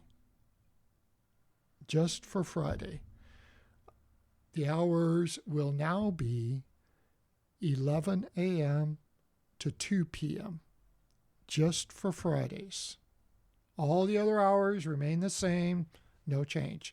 Just for Fridays. Okay, what are the other hours? You're going to confuse people if I say the other hours. They I'll can look go it on the website and see. I'll pull okay, it up. I really hate to. I just like to focus on. That's just how we are as people. The addendum. Yeah. But the reason I can add that the reason why we changed, and I hate changing hours, because of confusion, and especially when it's not the same as the other hours. I hate that. But we wanted to support our local schools here in Wahkiakum up the hill. And long story short, they were seeking for the library to be open. I'll leave out names. They were looking for the library to be open earlier on Friday. And the reason is, you say, well, the school's not open on Fridays. They're only open 4 days a week. Correct. But except for students who are attending academic success program at the school, where they're receiving extra assistance for their schoolwork, right? And I think that's a couple hours long. It ends at 11 o'clock for middle schoolers. It ends at 12 o'clock for high schoolers. And I think it's just 2 hours each. I'm not sure on the length. But it ends at 11 o'clock for middle schoolers, 12 o'clock for high schoolers, what I've been told. And we were talking with the school staff, and the main suggestion we received was, could you be open 11 to 2? You got 3 hours. Could it be 11 to 2? And we said, let's do it. And long story short, there's more involved there. But so this Friday, November 14th, the library will be open 11 to 2. And the main purpose is to meet the needs. So students who get done with their schoolwork, and we all know the different challenges, mom and dad or whoever, they're still working, they're still doing this or that or whatever. Or maybe they could pick them up or whatever, but it offers an opportunity for the kid to simply walk down to the school, which is very close by, even in the rain. And I'll just say it. They could just hang out. Yeah. Have a cookie. Yeah. Just hang out. Be cool. Or break out your Chromebook. Do some schoolwork. Or just roam around and whatever else you want to do on your Chromebook. Or pick up one of those old-timey things called a book and read from it. Yeah, I'm being facetious there, but so we just There wanted... are certain things that I think may wane in popularity, but I don't think they'll ever truly go away, and books are one of them, because there's something about having it in your hand that's way better than on an electronic device. You sound rather judgmental there. I am a little bit, but it's like for like short reading, like if you wanted to read a newspaper article, maybe, like it's okay to do that on a cell phone, but to read an entire book, like, no, you gotta have it. Also because, like, if you're reading an entire book on a electronic device and you're like, what did so and so, what was it that they said or did, back there? You have to like scroll. But with a book, you just grab a chunk and you flip it. And you can't do that with an electronic device. You might have some pushback and disagreement on that. Especially, I understand. I like physical books. Okay. I do a little bit audiobook, depending. But I've tried the ebook, and it's tough for me. But I meet many people often through Reader's Fave interviews. And they, what's the percentage? I don't know. I'll just say I meet some people, okay, that just do ebooks because of the convenience. You got your Kindle, and here you can have 1,000 books on it or whatever. I understand that. Yeah, There is that. Yeah. So just enjoy a good book. Whether it's a short book, short stories, long book, you're reading War and Peace or whatever, or you're reading some short stories or whatever. And you don't get the same curl action from an electric book, though. I did want to ask you. You've mentioned multiple times the Reader's Favorite interviews. Tell me about that. What is that? Is that like you sit down and talk with them and then write it up, or is it tell me more. Okay. I'll tell you exactly what it is. I sit with somebody in wherever, and I've told them ahead of time or asked them ahead of time to discuss their favorite book, right? And they usually bring their favorite book. Sometimes they don't have it or whatever, and I get it from the library or whatever. But anyway, so that's what it is. I asked somebody, I said, hey, I'd like to do an interview with you about your favorite book. And then they agree and we meet. And I interview them. I don't record. I know I'm old school here. I just take notes, or not just, but I take notes. And it's usually around at least a good hour of just the interview itself. Sometimes it can be shorter, depending, variety of things. And so that's what it is. It's an interview with somebody about their favorite book. Now, there's been a few times, trying to remember everything, but one person, again, leave names out and all that stuff for various reasons, but just wanted to do podcasts, his favorite podcasts. Cool. I'm fine with it. Was it mine? No. No. Second. You just, well, where do you find it though? Like, do you just take the notes and then you put it, in your, safe, or is it go out in the Eagle, or? It goes in the mighty Wahkiakum Eagle. Okay. You're telling me that you have not read the reading? I- Wait, hang on here. Now I'm going to give a plug for the Eagle. Are you subscribed to the Eagle? Not anymore. Okay. Not anymore. Oh, okay. Anyway, so that's where it goes. It doesn't go anywhere else. And I wanted now all the backstory or whatever. And again, it gets back to in November 2024 when I came on the board and I was scrambling with trying, just understanding about the library and everything. And that took months and months and months. But one of the things I knew from the get-go is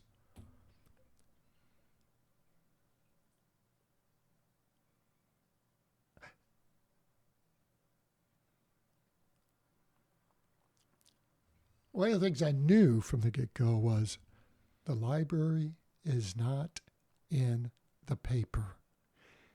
Yes, I knew not everybody reads the paper, but having lived here since 2003, so 22, 23 years, I knew by experience and talking with folks and this and that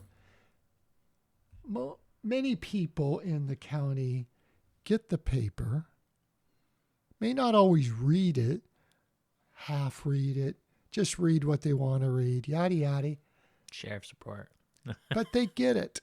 And then they'll refer to a friend and say, hey, did you see in the paper? Right? So there's that going on in the county in order to find out about some fundraiser breakfast or something, all these different groups that are out there meeting and this thing and that thing, or sheriff's report, like you mentioned, or county commissioner meetings, town council meetings, port meetings, this thing, that thing, and other issues, district issues and all this sort of stuff that people, the Eagle is quite helpful. And yet nothing about the library is in it. Zippo zilch. I thought, good grief, we're a public institution. We're a public institution. We should be in the paper. The paper, yes, it's private. And I mention that to people all the time. It's a private business. And yet, as often is the case in various towns and cities, people, and in a sense, rightfully so, kind of feel ownership of their local paper, whatever it is. It's part of the local identity. Yeah. Whether you're talking even big papers, LA Times or Seattle, whatever. Yeah, or now Wahkiakum Eagle, right? Or the Chinook Observer, right? You take it's our paper, it's ours, and in a way, rightfully so, because you can submit stuff to that and get it printed. You can't go up to your hardware store and say, "Hey, I got this stuff. Put it on the shelf over there." I mean, generally, yeah, I know, okay, but. So it's a unique thing. And here we have a public institution. Shouldn't we be in the paper? So what I'm getting at is I knew we had to get articles, just regular articles about what we were doing at the library. I felt that we should have a weekly advertisement in the Eagle, which we've been doing. And thank you, Library Foundation, for supporting that. And they're the ones supporting that.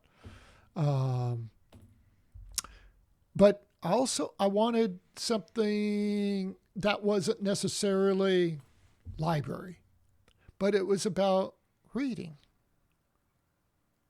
So I thought, okay, really, it wasn't any talking with anybody or anything. I just thought, okay, so how's this working? I thought, well, people like to talk, just like I'm right now. Yeah. Right? We do in these situations. We like to talk. I thought, okay. Especially about something they're passionate about. People like to share. Maybe not in a big group situation. Then some people start shutting down. But individually, usually people, they feel safe, secure. You like to share. Somebody's asking you questions like you are now, Kyle. You like to share. And so I thought, okay, there's that. And I thought, now tie it with the library. What do people like? Favorite book. What they've read. Whatever it is. Don't care. Their favorite book. Dots to connect. Yeah. And then the other thing that people have noticed is almost always I will have at the end, I'll take a photo of them. And there's the other thing. I knew I had to submit a photo. Photos are good. We like photos. Picture tells 1,000 words, yada, yada. So I knew I wanted to do that with each reader's fave. Because it's one thing to read a personal article about somebody, but you never get to see their picture. You want to see their picture. Yeah, you want to put That's a face nice. on it. And so I thought, I want to take a photo. But then I realized, but a lot of people don't like to have their picture taken for various reasons, right? But what if we cover half their face? Hold the book up, and it's only up to around their nose or below their mouth, whatever situation, right? And it's just half. And they're holding the book up so you get to see the book title, and you see the person, and they're smiling. They're not really reading the book, but you just get to see them. And so you might be, oh, look at that. There's Carol. I haven't seen her in 5 years. This is the book she's reading. Or there's Jimmy. I saw him last week. He didn't tell me he was doing this interview. And look what he's reading. Yeah. So that's what it was about. And so obviously there's a tie-in with the library, but yet it's independent of the library at the same time. And I just wanted to have that, to get people thinking about other books and for people simply to share. And I've enjoyed it. And just like being on the library board, I enjoy it. You brought up the idea of having I think it was a monthly podcast for the library way earlier. Weekly. Maybe every 2 weeks. But anyway. I wonder if there's a way to connect the idea of having the library podcast to a grant, because considering the way technology is moving in the more digital electronic direction, like I could imagine having like a podcasting air quotes studio at a public library, where kind of falling in the category of the old fashioned like public broadcast channel. I wonder if there's way to say, hey, it's the library, and where you can go record a podcast, as a public thing. Right. Well, and I haven't thought deeply about all that, and there's advantages, disadvantages to different situations. Advantage of, say, setting up some little place, room, whatever, in a home is you control it. Mm-hmm. In a sense, it's just like here, 24/7. I'm open 24/7. Somebody says, I can't be there till 10 p.m. Okay, cool, be here. I can't be there till 6 a.m. Cool, be here. Because you control it, and whether you want to do those hours or not, it's up to you, but you control the space. But the flip side of it is it's in your home. And, the rest of the family may not enjoy the intrusions at times, right? And you're giving up space. You're committing a certain space to it, right? Right. So there's that. But the advantage, of course, with the library is,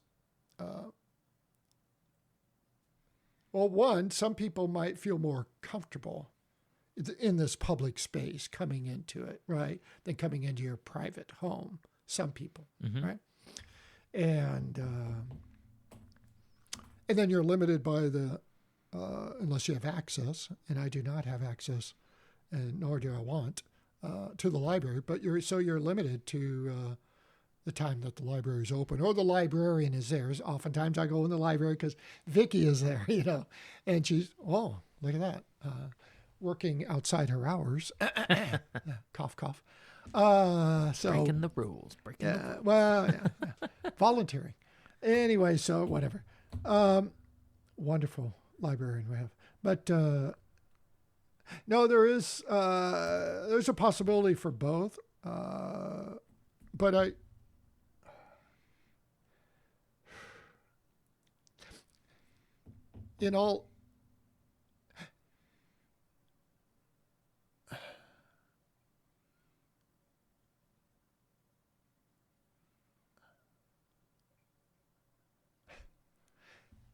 I think I want to do it with someone else, not just me doing co-host.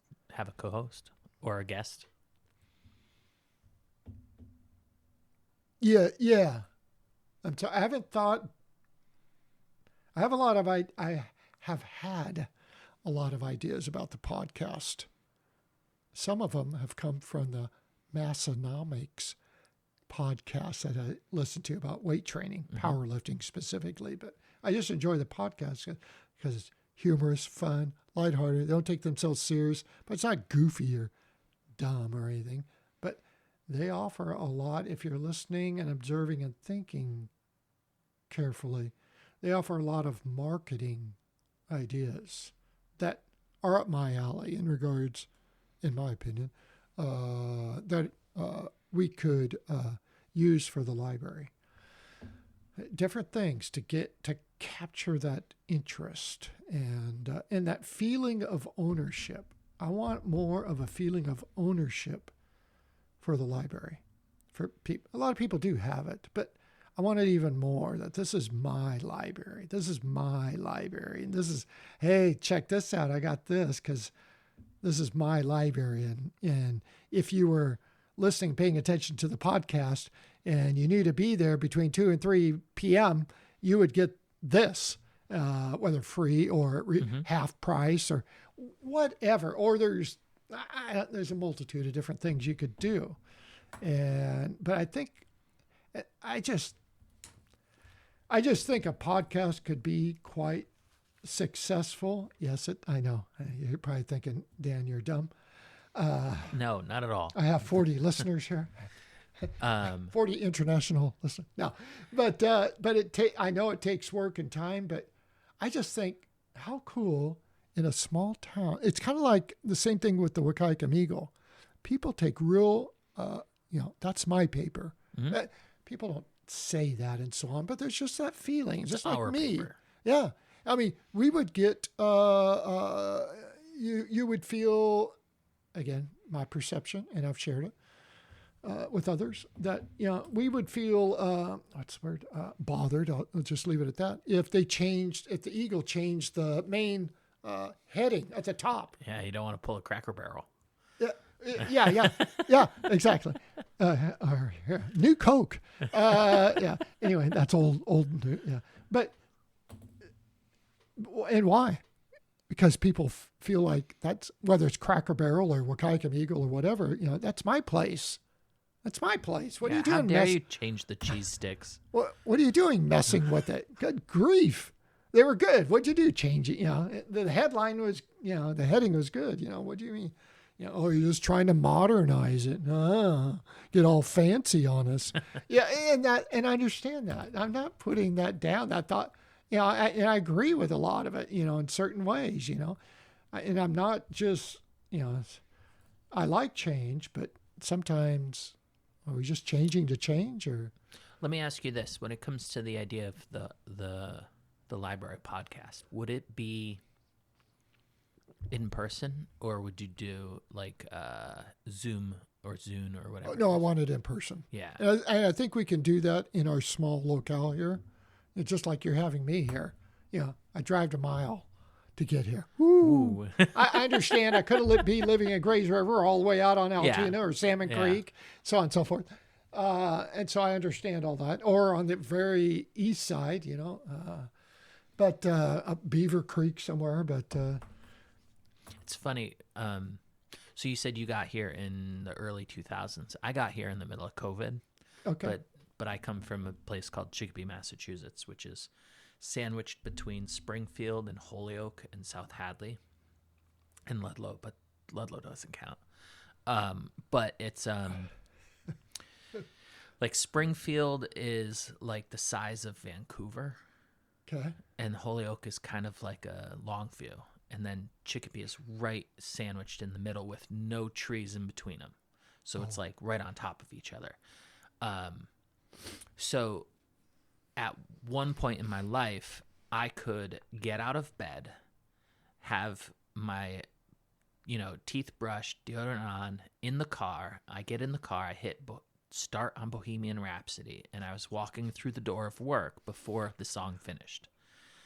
And between work and home was a Walmart, 2 grocery stores, like 7 banks, a Home Depot, a strip mall with like equivalent of a Ross, etc.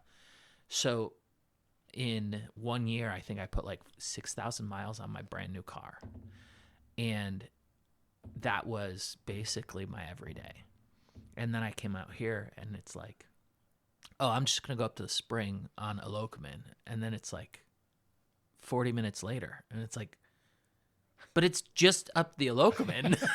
Like, how is it so close, but also so far? That's a long Like, valley. it's like, right. It's like, wow. Like, it's, Yeah, if you go all the way up there, get Yeah. on the gravel and keep going. And yeah. And it's like, but it's just one street, but it's way over there. I don't know if you ever go to the spring, but do you know about the spring up the Eloquman? I do know about it.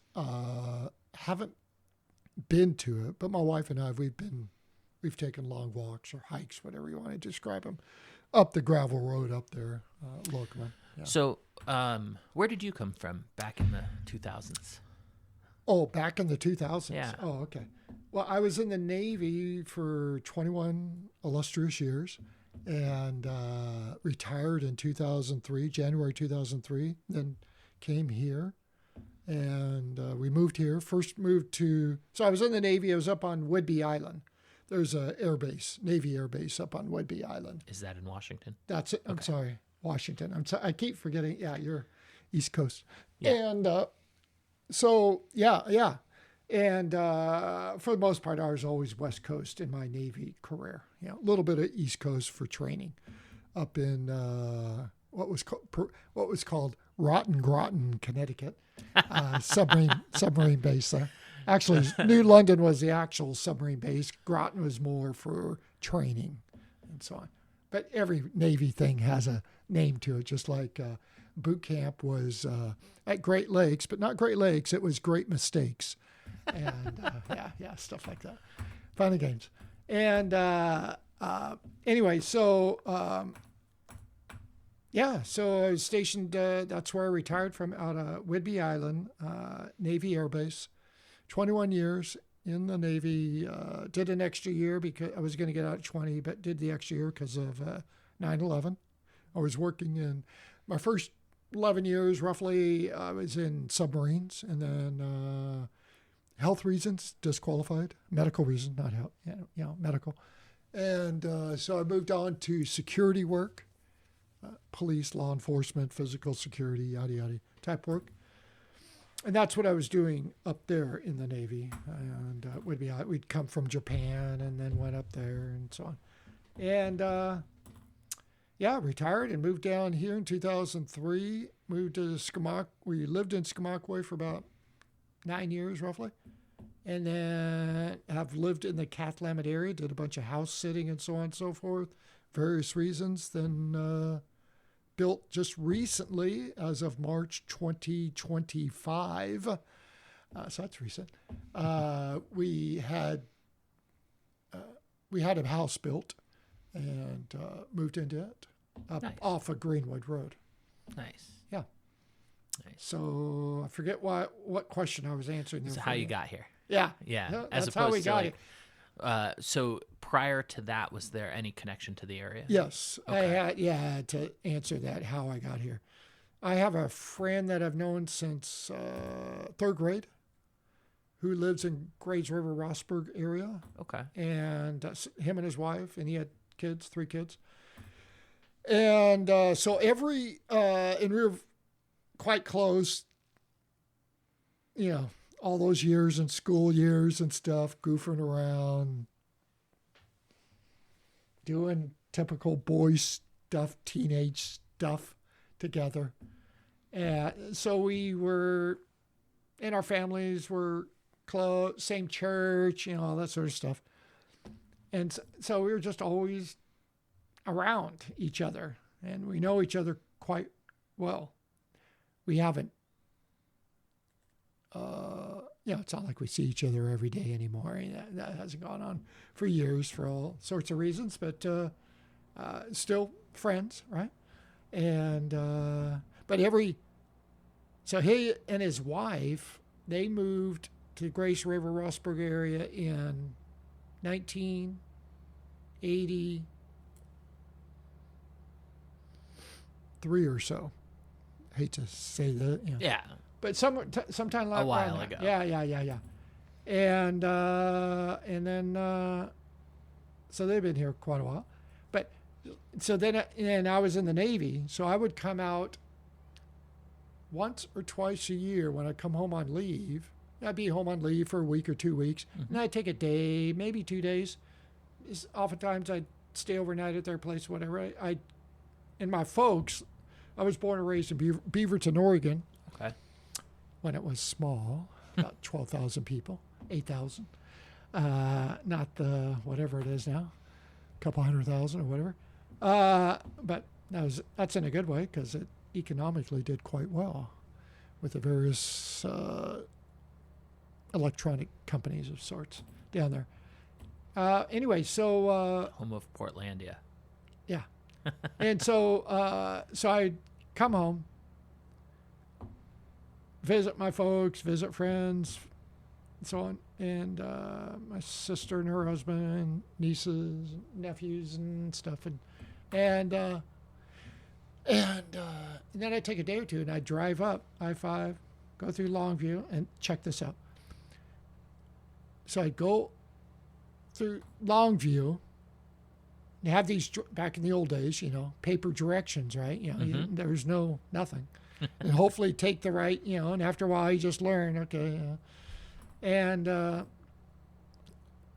go out to their home, right, out in the Rossburg, Grays River area. Turn around, come back the next day or the same day, depending what was going on, and come home.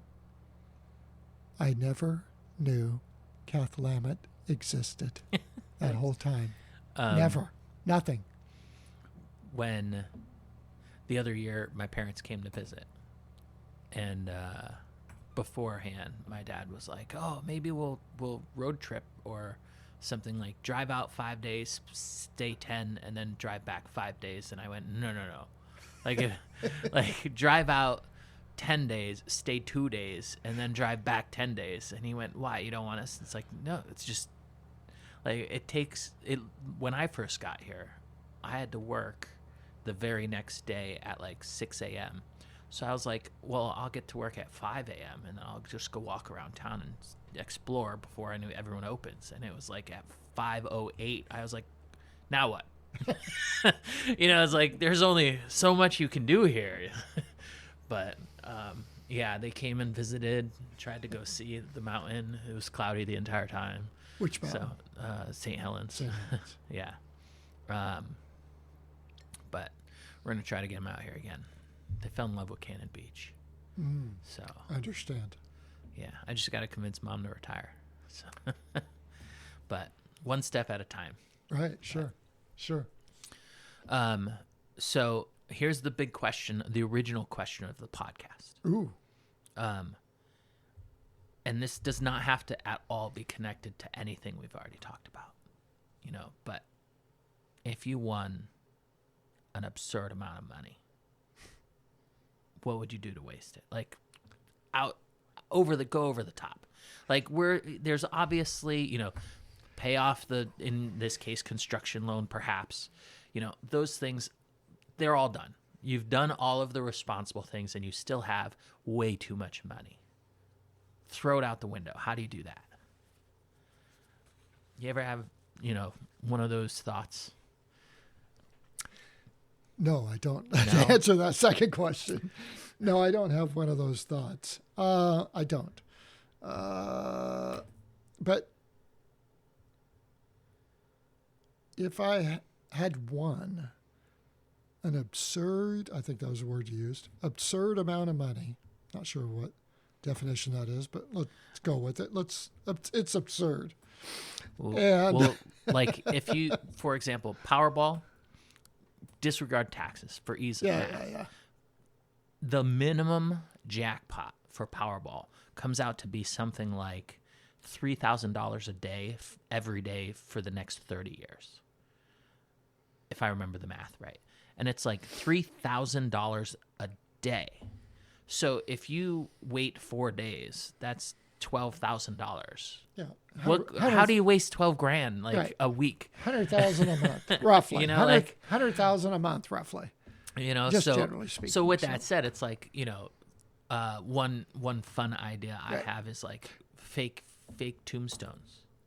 Like just put some one-liner on a tombstone so that someday someone walks by and goes, "Ha, that's funny. What's going on here?" Like, it's chiseled literally in stone and it says your mom or some, like for $500. Yeah. If I'm making 12 grand every 4 days or whatever, $100,000 a month, $500 to know that somebody's going to see a your mom joke on a tombstone in 400 years, worth it. With that said, Well, okay. what do you got? Well, I was being a little more serious in my thinking, and this is something I have expressed before and so on, and that is, and you mentioned that, all your serious bills and so on, they're all paid for. Mm-hmm. You're set, you're good, and so on and so forth, right?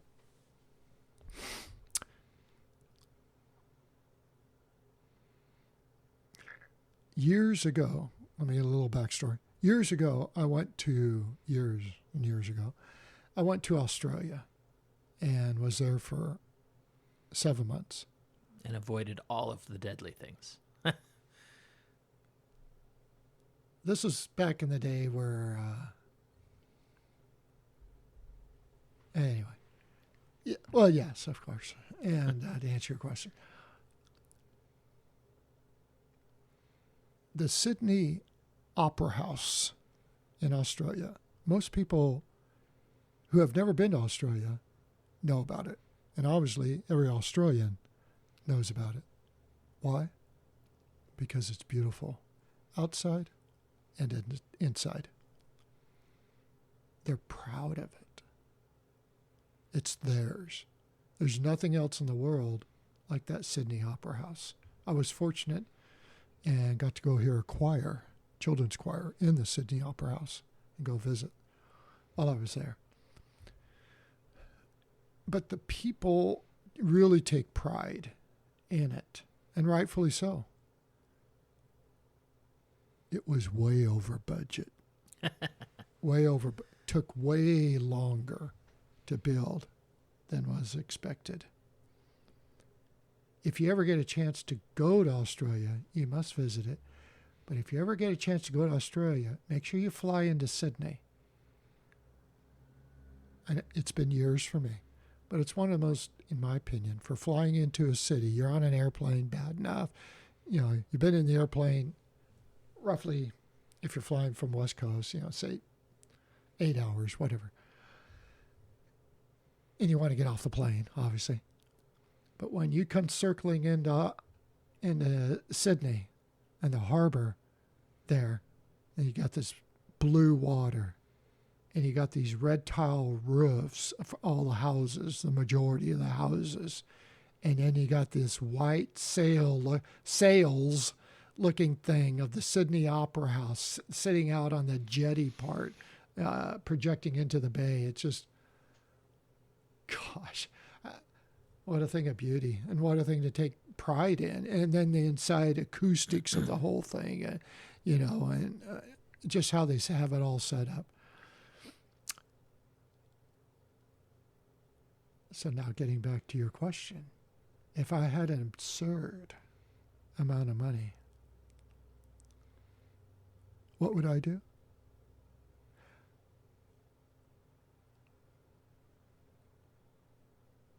I think, I'm trying to be honest here, is why I'm pausing. I think one of my top choice would be, and I don't know what the other choices are, I'm just throwing it out there because I'm not dead certain, would be, why not do something like that?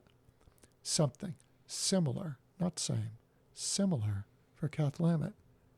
And the instant response usually is scoffing. Just like in Australia, and it's all in my opinion, just like in Australia, people were scoffing. It's over budget. It's taking too long. This is going to be for the rich people. This isn't Australia. This is not what we're about. Everyone loves it there. They're proud of it, and they're glad they have it. It's a one of a kind.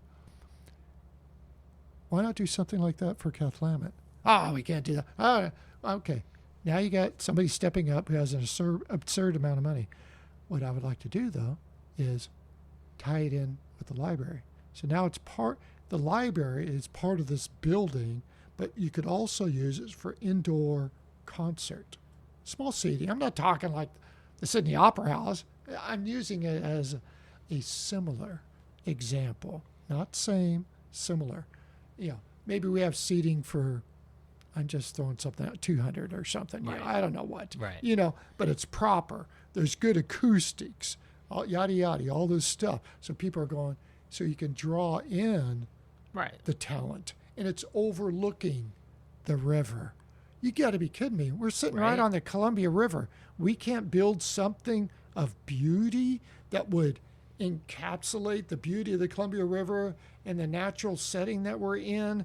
And just like the Sydney, or something similar to the Sydney Opera House, where it's just right on the bay and in the water, the beautiful blue water. And I would want to do something like that. That would be awesome. Good. That would be awesome. I agree with you 100%. If I win, we'll figure it out. Let me know. Yeah, I just would want it to be slightly castle-like. Because it'd be awesome, like, to have that riverboat cruise come up and just be like, and there's the Cathlamet Castle. Right. And it's interesting you say that, and I instantly think, Or cathedral. I instantly think, I don't want some castle-looking thing, because we all have our different, Yeah. whatever, opinions and, and things we like, dislike. And that was similar, if you read the history for the Sydney Opera House. There's all this pushback. What is this? You read the history of the first architect and so on, a designer and all that sort of stuff. And it's just like, this guy's nuts. What's this big white sail trying to look like a sailboat looking thing, And it's not what the sails actually look like, yada, yada, yada. Not anymore. Now it's just like this thing of beauty that everybody loves and is proud of. If you build it, Yeah. right? Yeah. If you build it, they will come. Yeah. So that's what I would do possibly do with an absurd amount of money. It's just, and I can't off the cuff here think of other places in America in small or smaller towns. But there are in America certain smaller towns where there's something very unique that they committed to, and they made it happen, a building kind of thing. And it's like, we're glad we did this 40 years ago. We're glad we did this 120 years ago. We're glad we did this 18 years ago. Not because of costs and money, and now it costs twice as much. It was just somebody had a vision. Somebody had a vision. And the means to get it done. And the means to get it done. Right. It takes both, of course. But anyway, so just sharing. But yeah. Because it all ties in with my thing of let's make the library even better. Yeah. And why not? What? Why not? Why Why not? a great question. Why not is always the answer to most questions. Like, I'm a big fan of why not over why. People ask me a lot of times, why? The answer is why not? There you go. At some point somebody decided to mix together everything you need for shepherd's pie. And if they didn't, we'd be in trouble. Like, I think about it regularly enough because I work outside in the rain, and then I come home and I take a hot shower, and I think about it all the time. Like, there was once a person who went, wait, why haven't we heated up this water yet? And if it weren't for that one person, we'd all be taking cold showers. But somebody was like, this is a great idea. And someone else probably went, that's a terrible idea. And they went, I don't care. I'm heating the water up. Third greatest invention ever. But so I do have to admit that I had to work way too much overtime yesterday, so I was unable to get a proper Powerball ticket, which is normally what we would do at this point. But I went and bought these. I don't know if you've ever done scratchers, but Did this you is do where- this with the mayor? Yeah, it was for him. It was Mega Millions, but Okay. I have never done any gambling, do you have an adverse lottery, thing Zippo, to it, or zilch. Okay. None. Ever. okay? Are you Ever. are you My okay with doing this knowledge- one? Sure. What the Okay. heck? You Let me, paid for them or bought them or however you Yeah, get well, this you know, it's card. the whole idea is what would you So- do if you won a ton? Let me grab So I'm some. going to win a ton, is what you're saying. Oh, I mean, I would love to get that caught on microphone. I just forgot to, be prepared with coins. But I know where to find some. All right. So there's some coins. We still use these? Sometimes for noise making. But let's see. I didn't even think about what one to pick. I just picked two $10 ones. But Okay. let's see. It looks like So what do you do? not an absurd amount of money. The most we could win is 250,000 each. All right, so How do you know that? Where does it say it that? says that on the bottom. Oh, All right, let's I was see. How's looking at this the work? top. Okay. All right, bonus game up top. Game one came Extra bonus, your numbers. mega bonus. Oh, this is gonna be a slow one. I thought this was a quick one, but so I guess you scratch these up here or something. Reveal a shamrock, win 50. Reveal a diamond, win 100. Reveal cherries, you win 200. And you didn't get anything. Not yet. We'll figure it out. Too bad we couldn't combine them.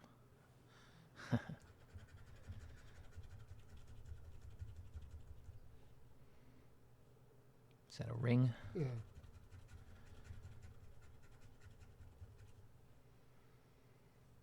No. A fruit of some sort? All right. So now what's this game thing here? All right. In a game, match the winning number to any of your numbers in the game. That game, win prize shown for the number.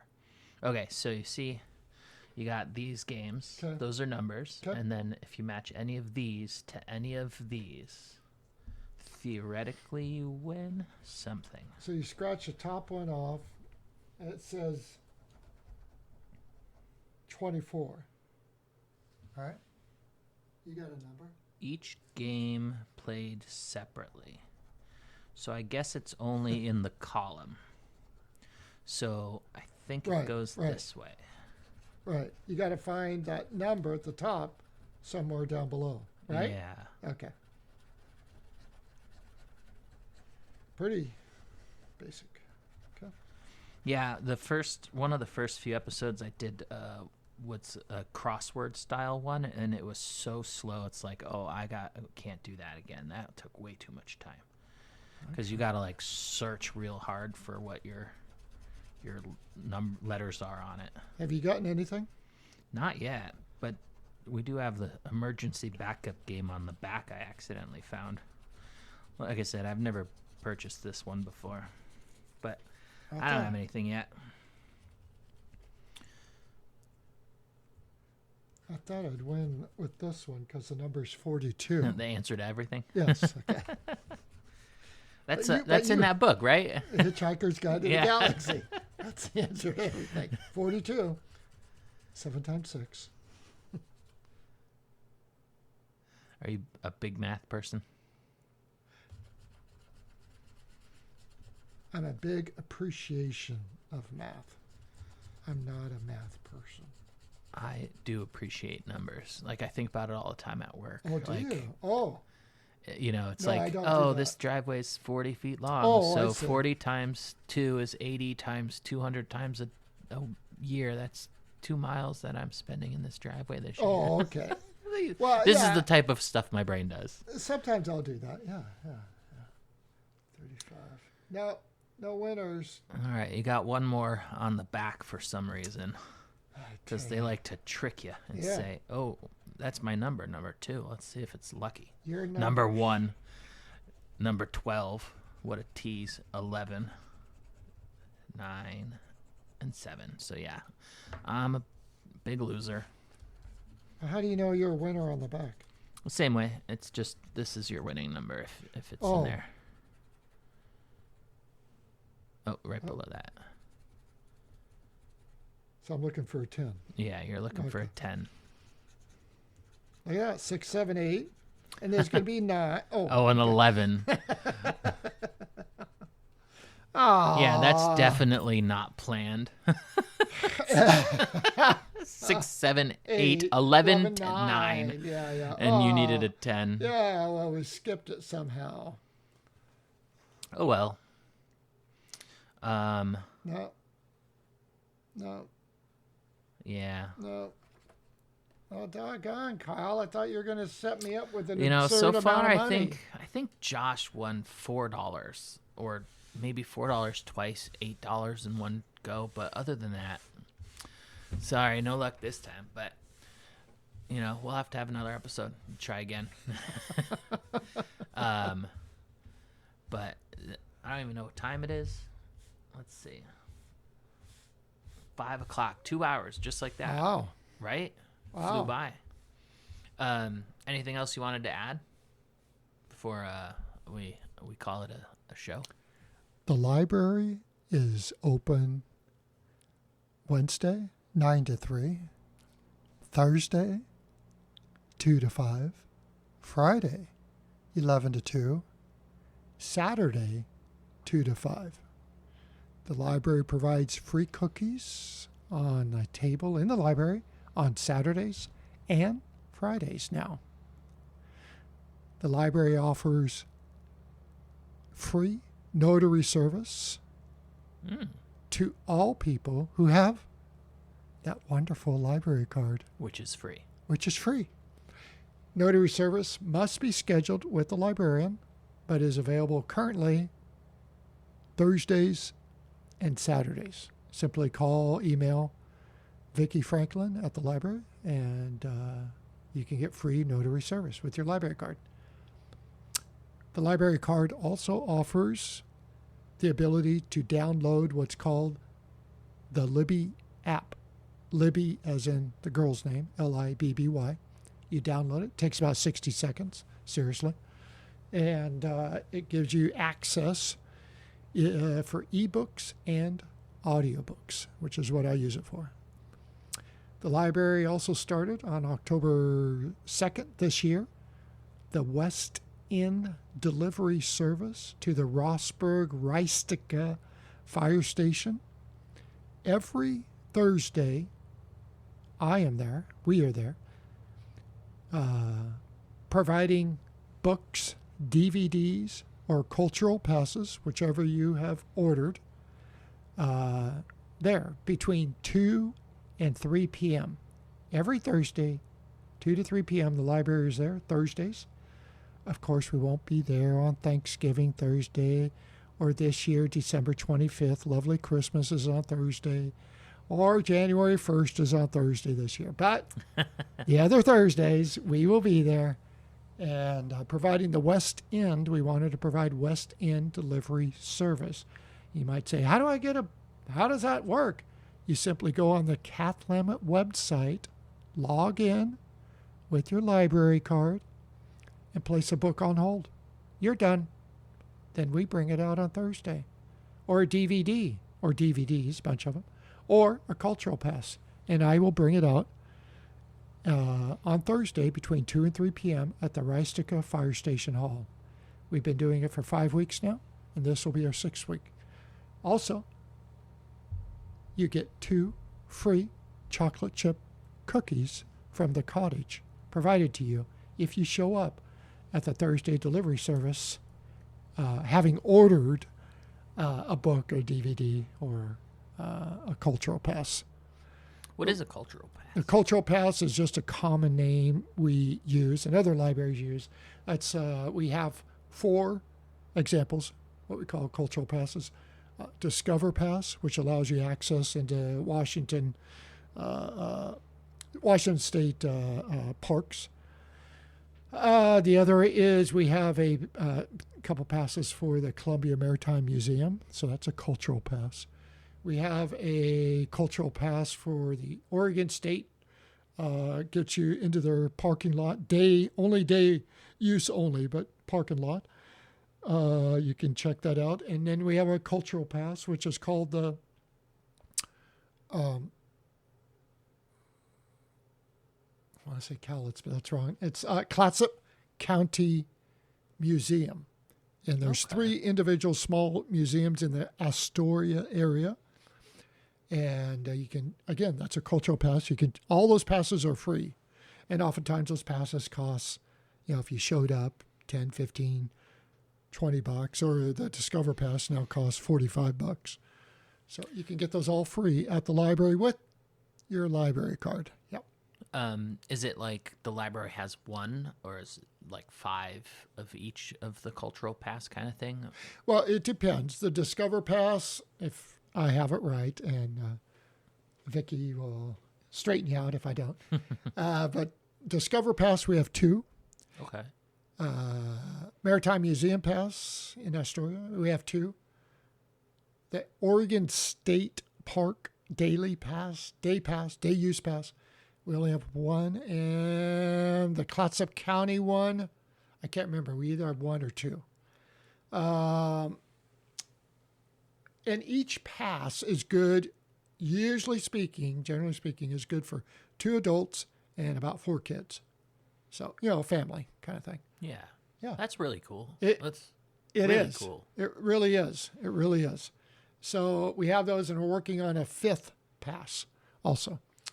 All of a sudden, my brain goes, I wonder if they have ever tried to do that for like fishing licenses.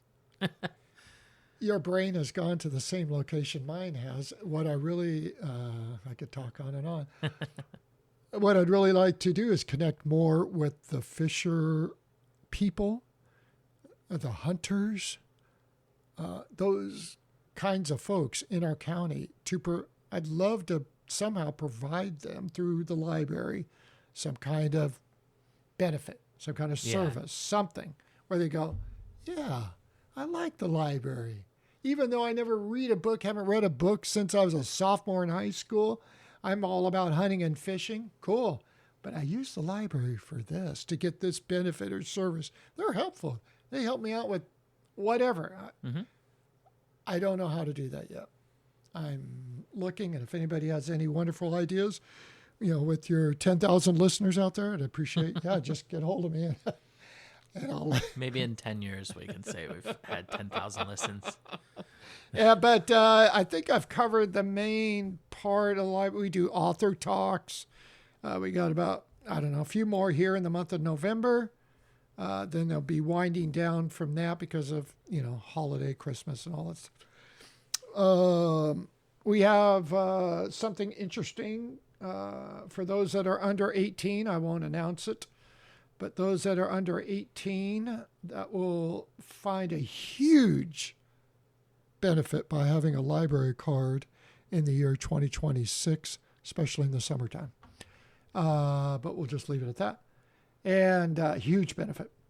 So if they want to find out what you're hinting at, where do they go? How do they find that info out? They're going to have to wait. Okay. Seriously. Okay. Okay. In all fairness, I'm not trying to lead anybody on or The suspense. tease or anything. No, but you just want to just make sure your final ducks are in a row about everything. So far they are. Everything's been, in a sense, everything has been finalized and agreed upon and so on and so forth. So, but it's, again, with that library card, what we're all about, one of the things we're all about, and it just obviously makes sense, is empowering the library card. We do that 15% off discount at different businesses in our county. Most are in the Cathlamet area. One of them is actually in Pacific County, and that's in Nacelle. So with your library card, you can get 15% off. Here, I'm still advertising here. You can get 15% off at Patty Cakes, which most people know is changing ownership, we'll say. Anyway, so you get 15% off there. You can get 15% off with your library card at the Spar. You can get 15% off at JJ's Pizza. You can get 15% off at Little Woo's by the Chevron Station coffee shop. You can get 15% off at the video store up by the Shell Station. And you can get 15% off at Nacelle Coffee Shop, the little kiosk out there that Hannah Futh, wonderful owner there. She was my 5th grade student years ago. And wonderful owner, doing a great job. And she agreed with the 15% off out there at Nacelle with a Kath Lamont library card. So we have 7 total, I've included everybody. But anyway, 7 total businesses that honor the 15% off. Some of them have different stipulations. It's only on certain days or certain hours and stuff. But I'm not going to get into all that here. You can check with those businesses. But I'm just highlighting the benefit, and we're just continually trying to reach out and empower that library card to the benefit of having it. And it should be that way. We're a public institution. So you should, when you get the card, it shouldn't just be about, oh, great, now I get to get a book. No. Now you can come in and you get free cookies on Friday and Saturday. Now with this card, you get 15% off at these different businesses. Yeah. It's just part of that empowering the card. And this 2026 in the future here in the summer, there's going to be another benefit for those that are, under, essentially children under 18, that with having the card. And so that's just what we're all about, is just empowering. You can get the Libby app, by having this card. You can get ebooks and audiobooks for free. When you're ready to do the unveiling, we're going to do another episode. How's that sound? Broadcast it here. We will do it. All right. Thank you, Dan. I will try to remember that, Kyle, and stay in touch with that. I will do my best to also try to remember that. But yeah, thank you. Thank you. This has been wonderful. Appreciate it. I'm glad you enjoyed it. Yeah. Hooah. All right. Wow. 2 hours, just like that, right? I loved it. It's wonderful. Really. The show is over and no one is rich. Maybe next time I'll hit real big. I wish you good day. I'll see you next time. Oh!